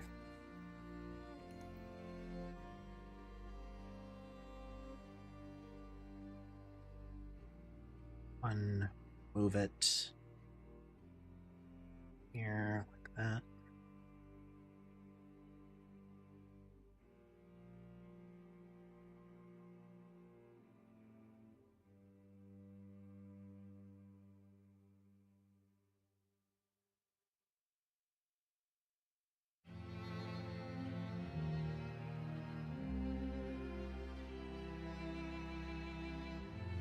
Let me see if camera 1 will show, Lore. Camera 1's been kind of busted today as far as the cat cam. Let's switch to all the cameras. A little more reliable to get it to wake up. Not guaranteed, though. Molly is, let's see. You are looking in tall format, Lore, so upper left corner. You can see Molly is laying on Ember.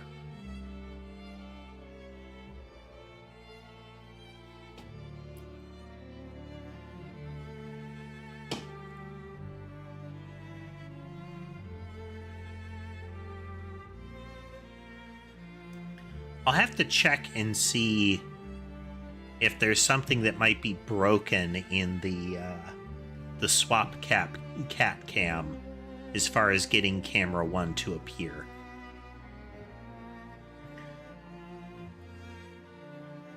Hey, Lunar.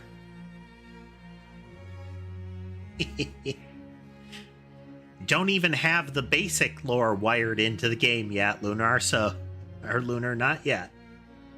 Keep saying Lunar because I've been replaying those.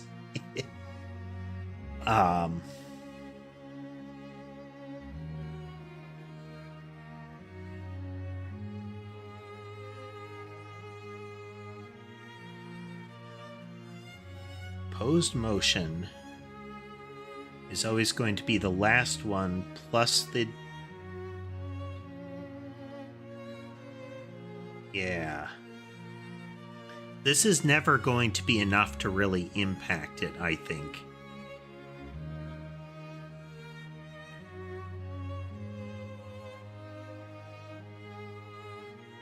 That's...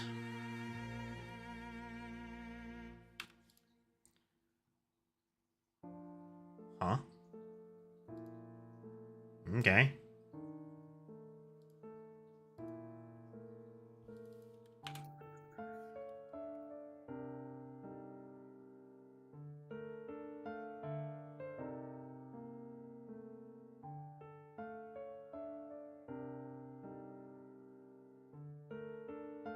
No impact at all. I haven't chosen the name yet. I have a project name, but that's it.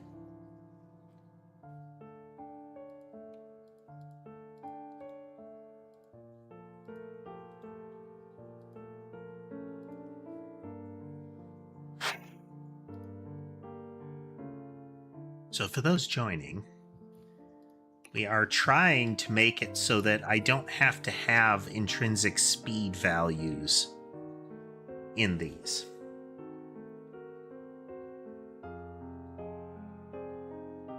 But it really seems like I'm going to have something like that.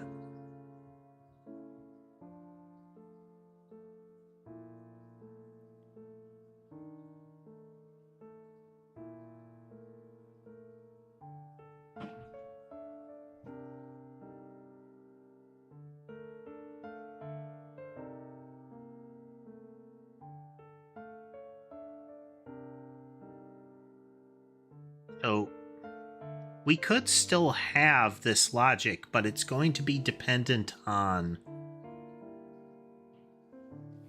So here, if we make rotation really slow,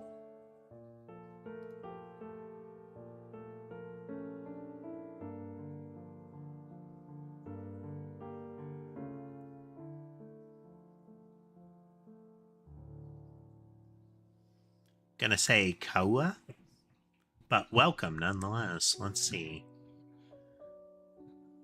I only speak and read English.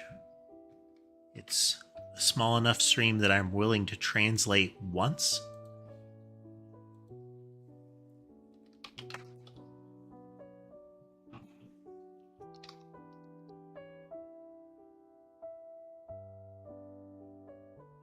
Do.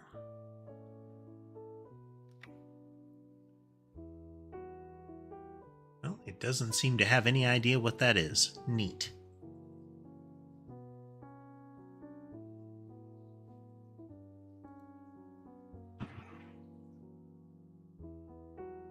Ah, there we go. Okay. Well, hello. We're still working on our game.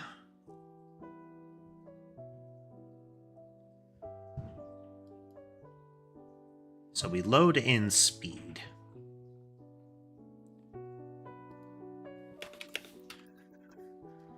We are going to drastically reduce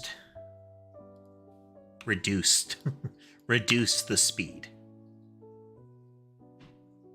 Same issue. Okay. That's part of our problem. To make this work, we need to account for the velocity of the center. If the center is too fast, then we aren't catching up to it.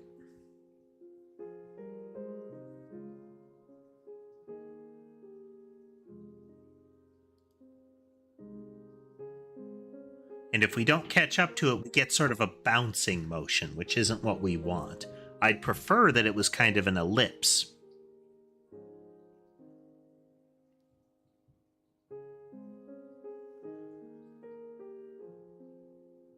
What if... Okay.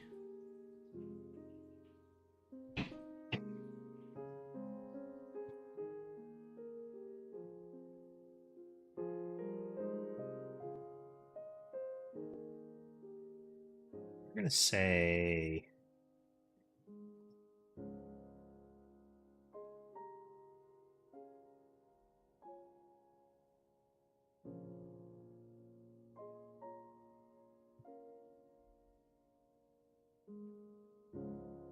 is equal to vector2.0 just for completeness. This doesn't change center.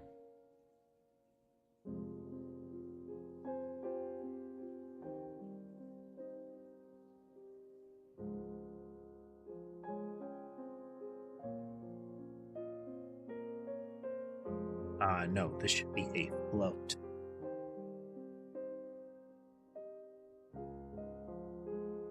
Get to that in a moment.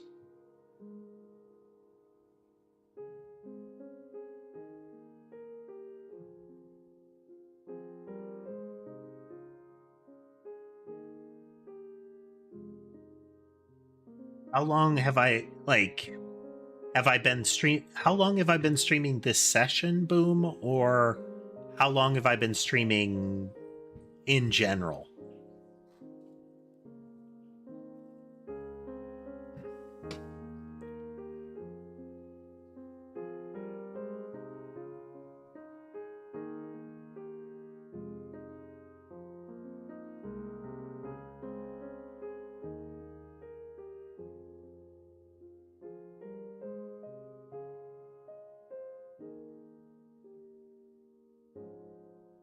Oh,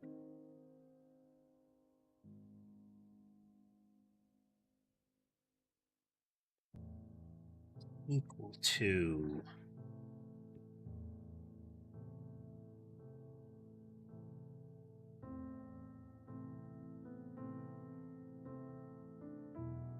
center dot distance to entity position.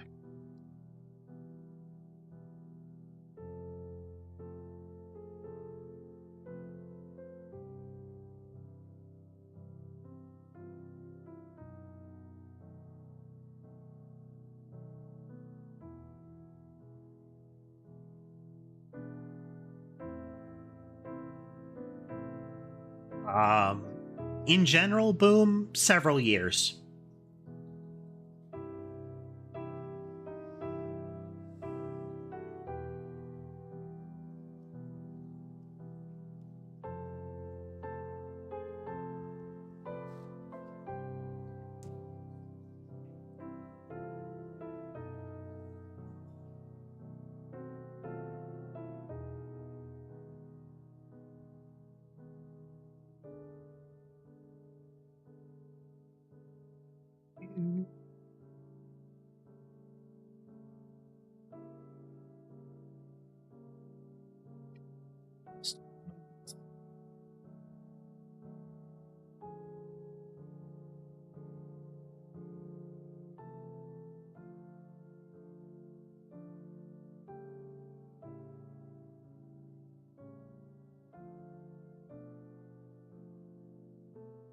Okay. And we have the distance that the center has moved. If we were to push it further in that direction,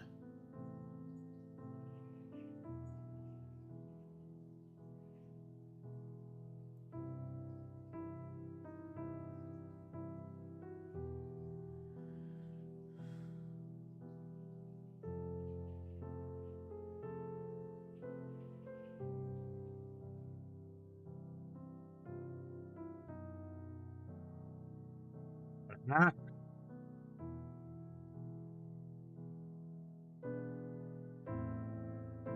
This makes it so it won't drift how I want it to, though.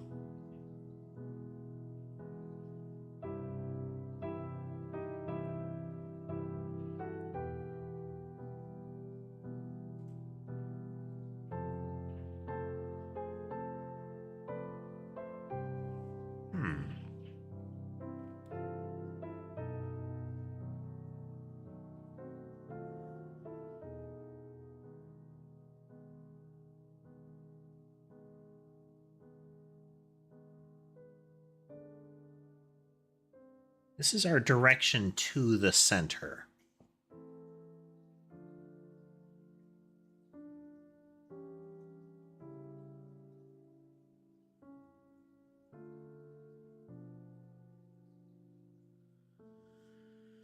It's the speed that we need to work with.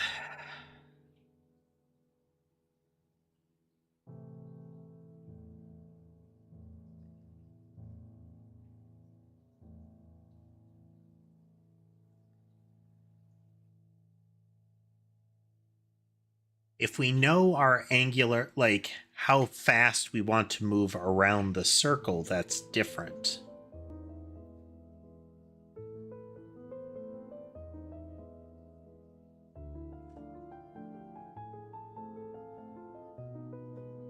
But that leaves us back in the position of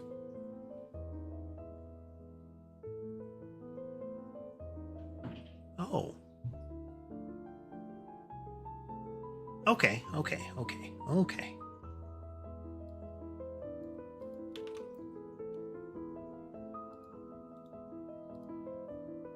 Discard the changes. All right, so we're calculating a position based on where it is currently.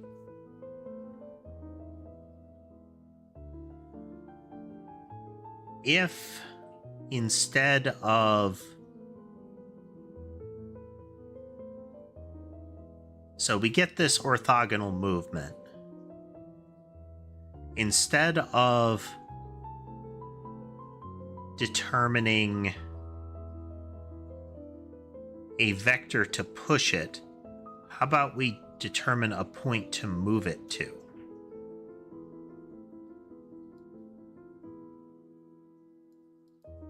So we've rotated it that much. That's the vector that we want it to be at. So we're applying a push there.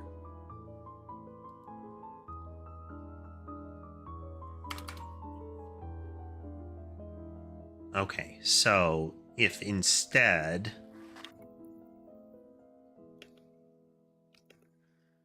it's equal to entity position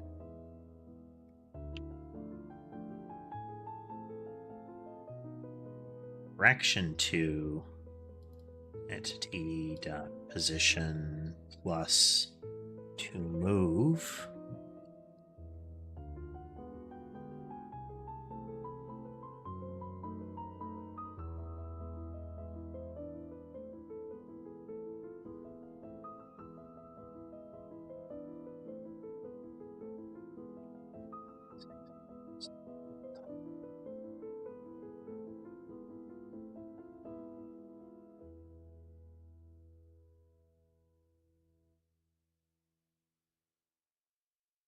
Probably going to mess it up, but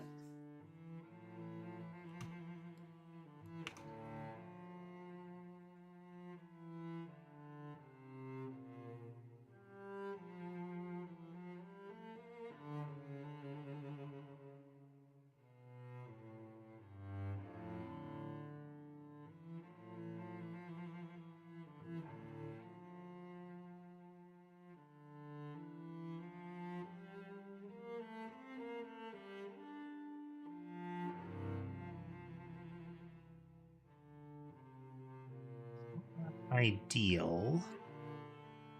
Let's...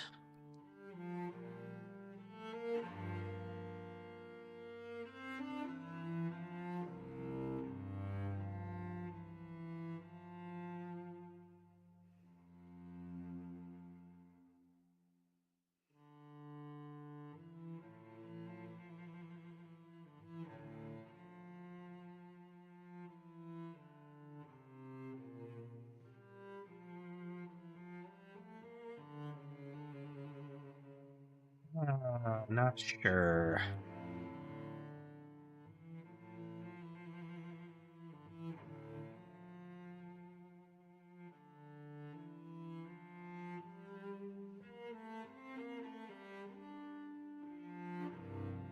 We're still getting a lot of the same effect this way.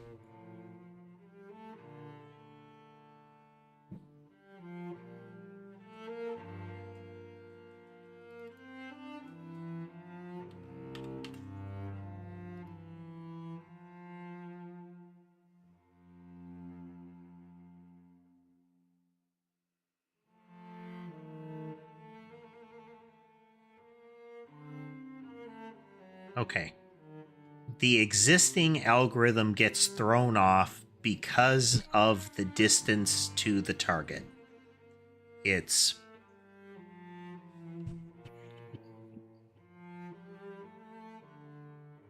We need to have it so that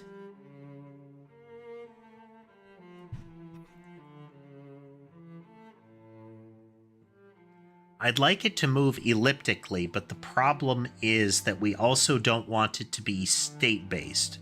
So the rotation should not remember, like, where on the clock face it's rotating. It should always be rotating based on its current situation. Ideally, we could apply that orthogonal logic, but the problem is that we're not really... It's not the way that we're actually doing it. So the direction to the center isn't really how we're applying that.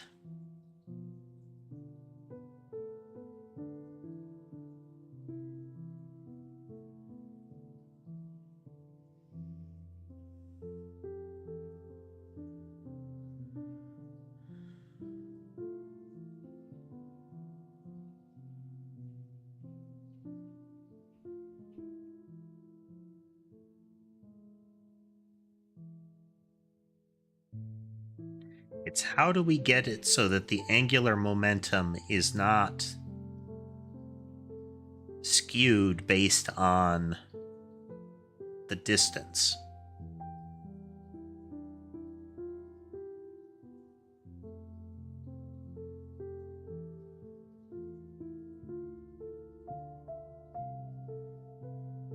Like, how do we deal with it if it's falling behind? Boom, I hope it would get done this year too. Not gonna hold my breath, but hey, there's still a lot of time to go. Still a lot of time to go, so it's a possibility.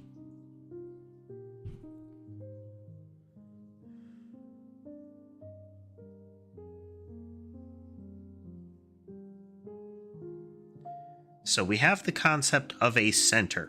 It's wherever we are currently being pushed to.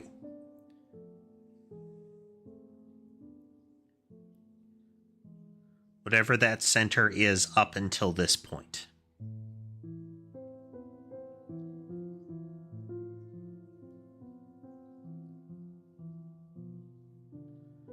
Now, I could have... How do we break it apart so that each one gets a portion of the speed if I want it to be a unit speed?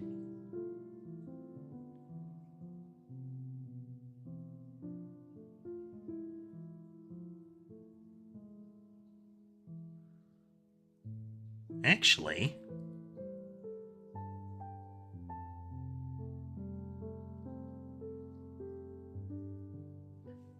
Okay, even if we set aside what we're trying to accomplish here today, this is still flawed.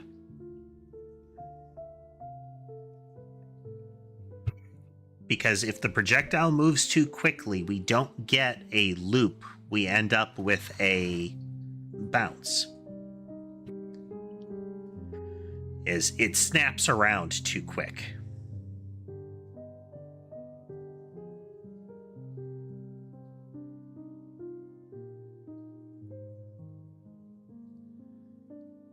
Now, we could have some inertia to this, that it remembers the last point in rotation, the direction in rotation it was going.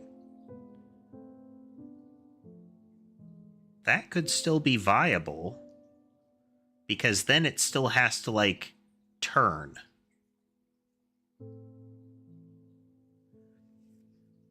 If it doesn't have an initial vector, then it can get one.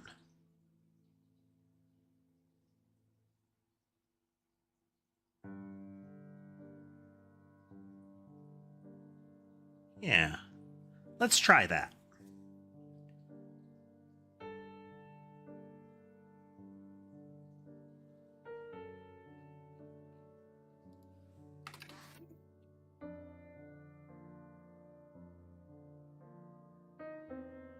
no, you can't push the button, Sky. So on camera currently, we have Ember, who is being acted on who is currently serving as a pillow to Molly.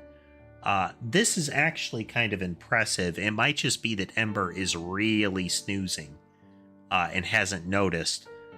Normally, Ember is really territorial in this way and would only let Sky get away with this.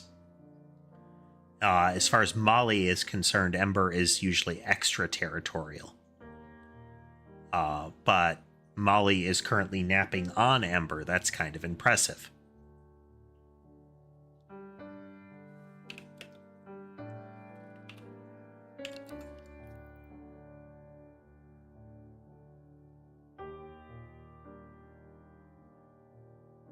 Okay, so we have a last direction.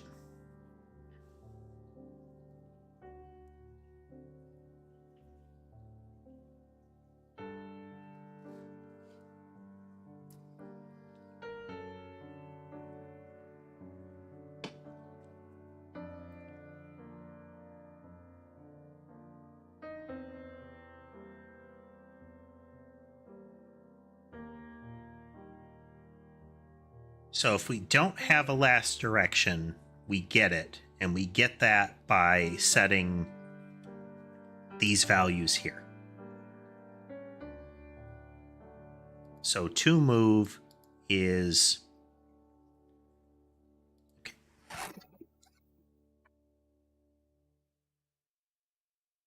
If...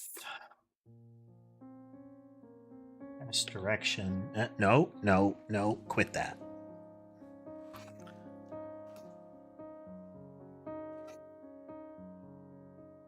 Yeah, camera one, flaking out again.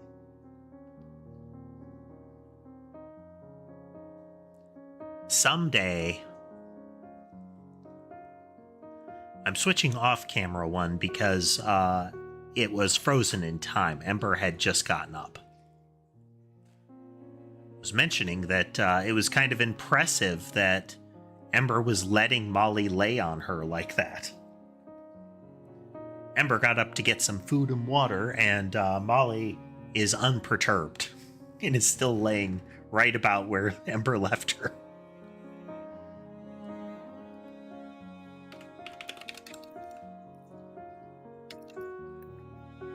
Oh, quit that. Sky wants head scratches. And since he's not getting as many as he'd like, he keeps reaching out to smack the mouse, which is a risk surface.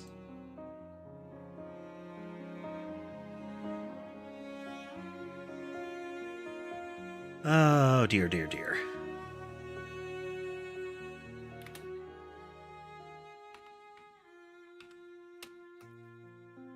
Okay.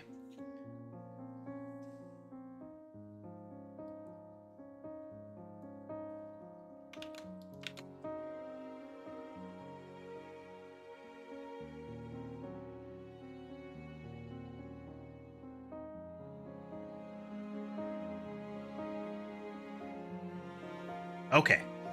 This gives us a known last direction.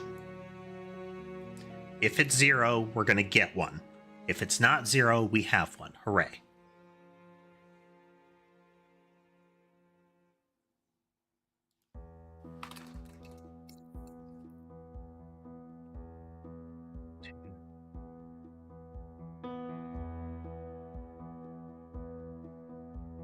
We did like that.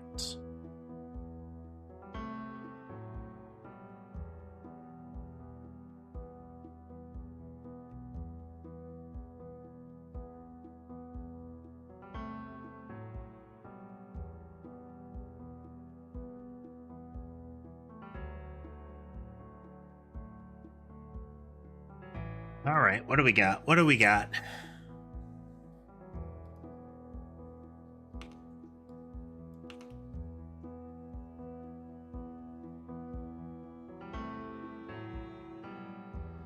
That makes even less sense.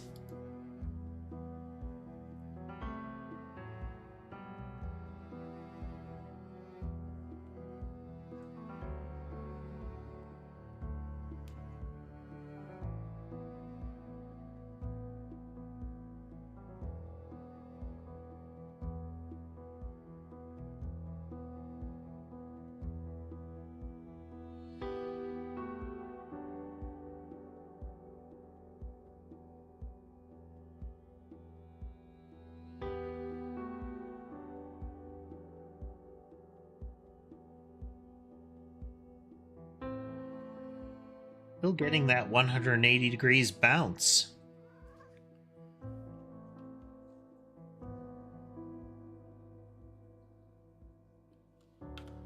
Let's amplify.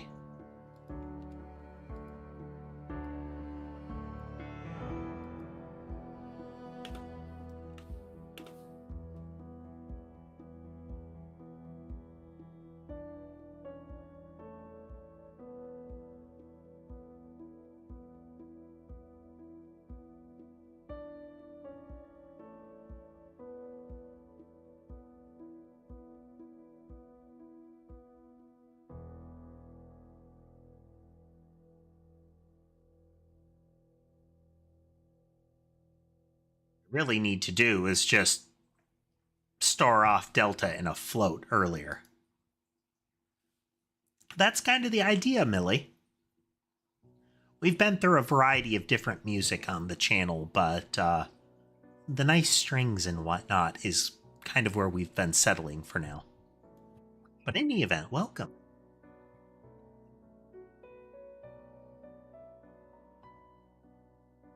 Makes even less sense.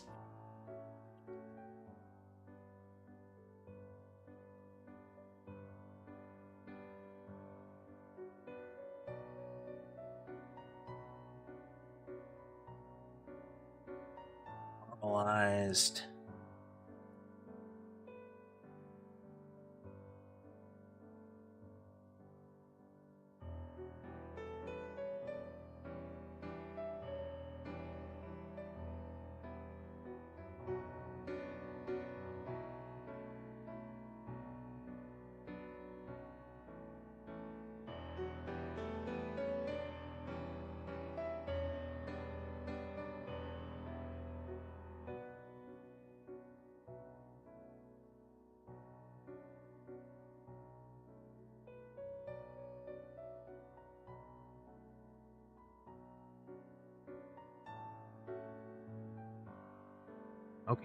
Okay, same general problem.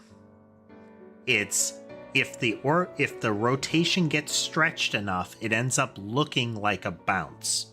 A 180 degree crescent into a bounce. And that's because it sort of spins in place, more or less. That shouldn't really happen here, but it's probably that you just can't see it, how it's operating.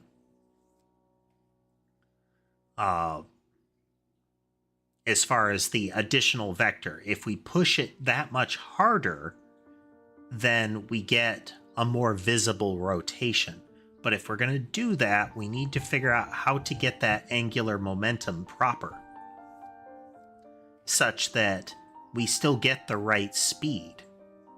Now, we can get it to where it accelerates into position, but that's not necessarily what we want.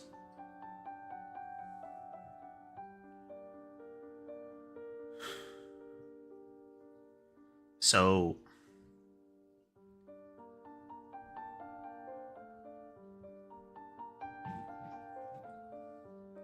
if we know the direction of the amount of rotation per second, and we know the distance from the center, the cinder drama, I have heard of that.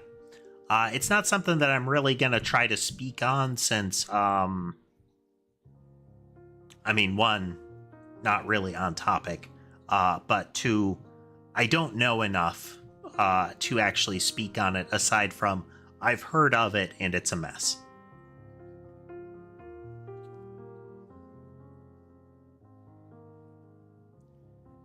The overall VTuber space has been kind of chaotic in the last month or two. Or at least, I'm sorry, the high-profile VTuber space. I think it's a common, like, not a logical fallacy, but a general thought process problem to think of the kind of high profile to be equivalent to the low profile. So, for example, I am well across the horizon, just nowhere near that drama. It is it is off in the distance. So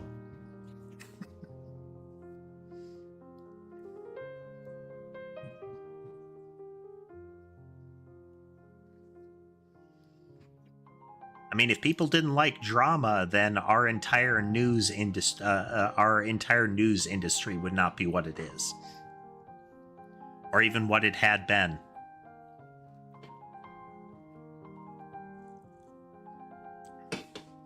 People love drama.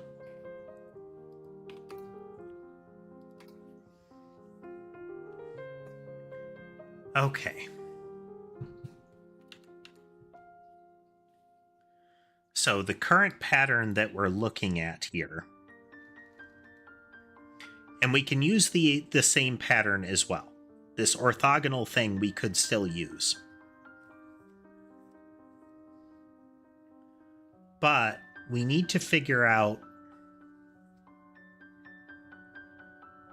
how to essentially elongate the process here.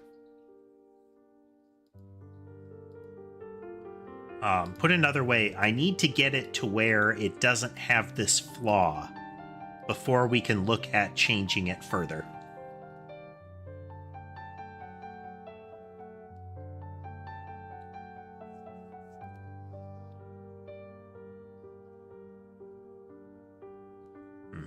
Probably could have kept that.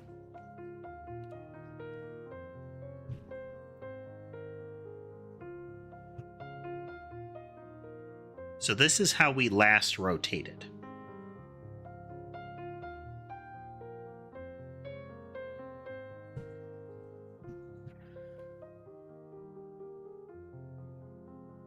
If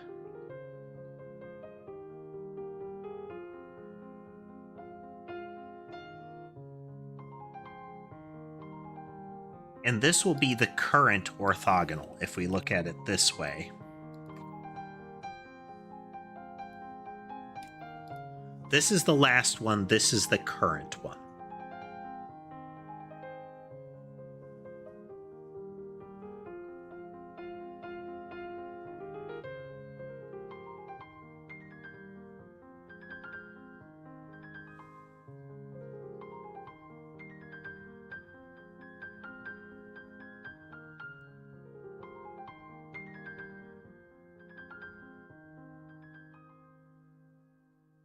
So if our actual vector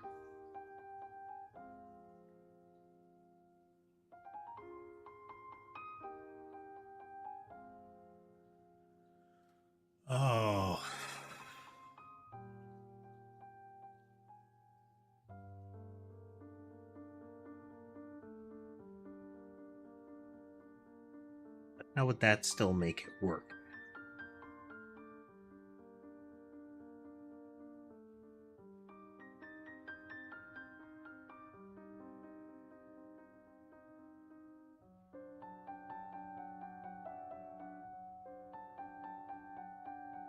A multiplier for the speed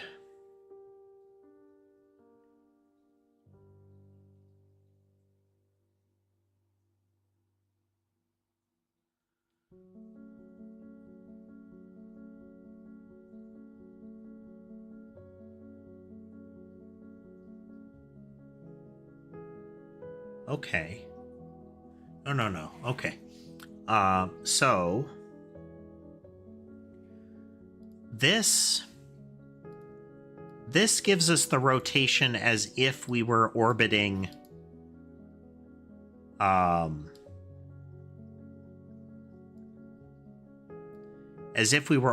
cleanly. This vector here is if we got the initial orthogonal, whether that's, right or whatever, and we were rotating cleanly, so that vector just spins in a slow circle. Hooray. That's what it should be doing. But this is what it will, this is from where you are. How would we have to move to be rotating around it? So if we are, again, prior discussion here is if we are like, we're here, we're going to be moving here. This is our new center. So we are looking at something. Oh, no, needs a circle.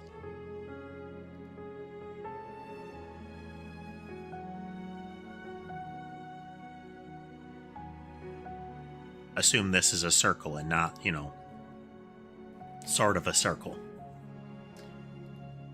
We're going to be moving kind of like this. As that X moves forward, we constantly recalculate where we are relative to it. We get a line from it, and then we create that right angle and we rotate it a little. And we keep doing that. But as X slides forward, our relative position changes. What we want is to constantly be making our rotation so that we do get a circle, but we need that circle to like pull towards it. Right now, we get the general idea as it moves, but if this X moves too fast, we get sort of a bounce because it will move up along the edge, and by the time it's about to get and rotate around here, it's saying, oh, now the X has gotten ahead of me. So I'm up here, and by that time, the X has moved forward. Well, now instead of being forward past the X and moving down, I'm behind the X over here, so I should be moving this way. It snaps back around. Now, we could limit rotational speed and make it so it can only adjust so far. That is likely to get the movement kind of wonky. But let's try that.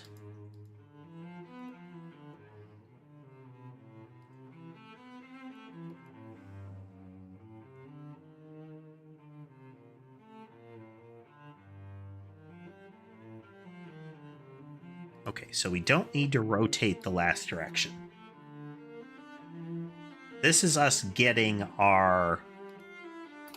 Right here, we know what we think it should be.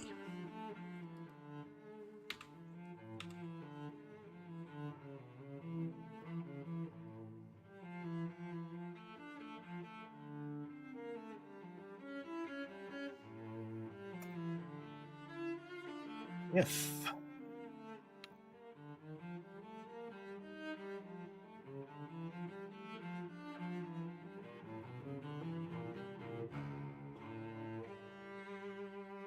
equal to move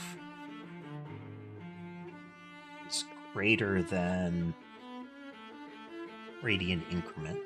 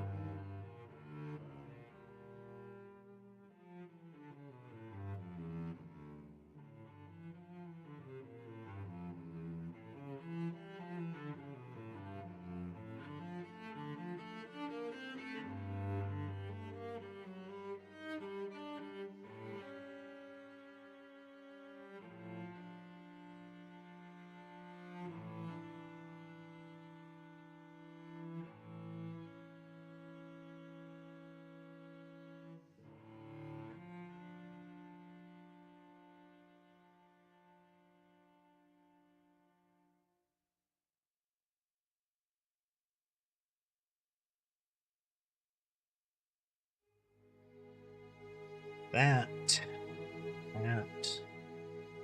here. Okay.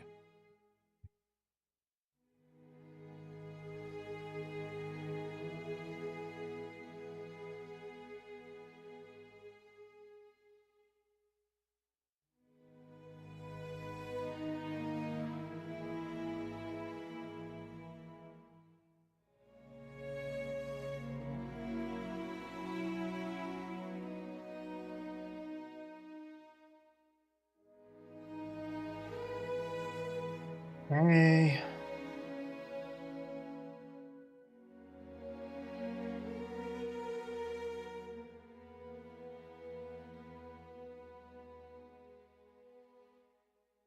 That's really wrong.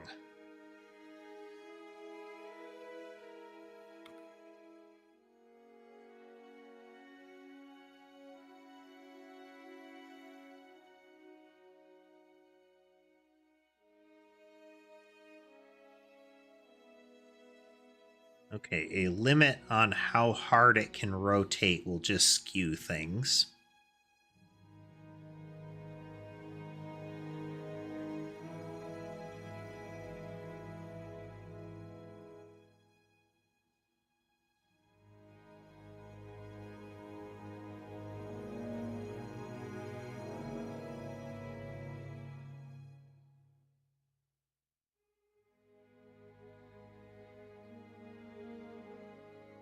How can we address this?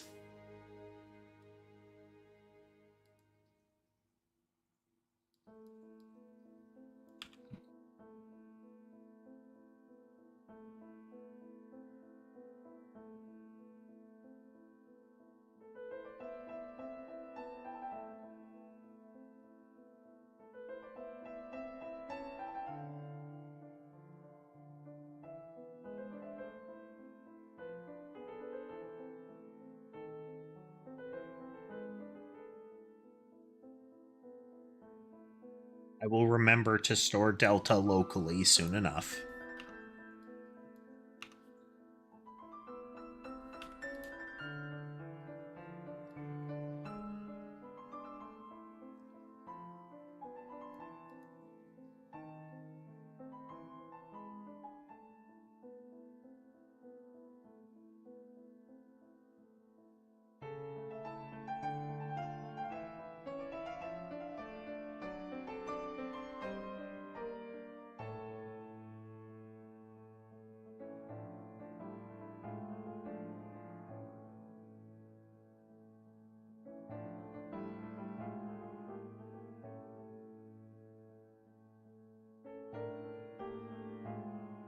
Rotate in.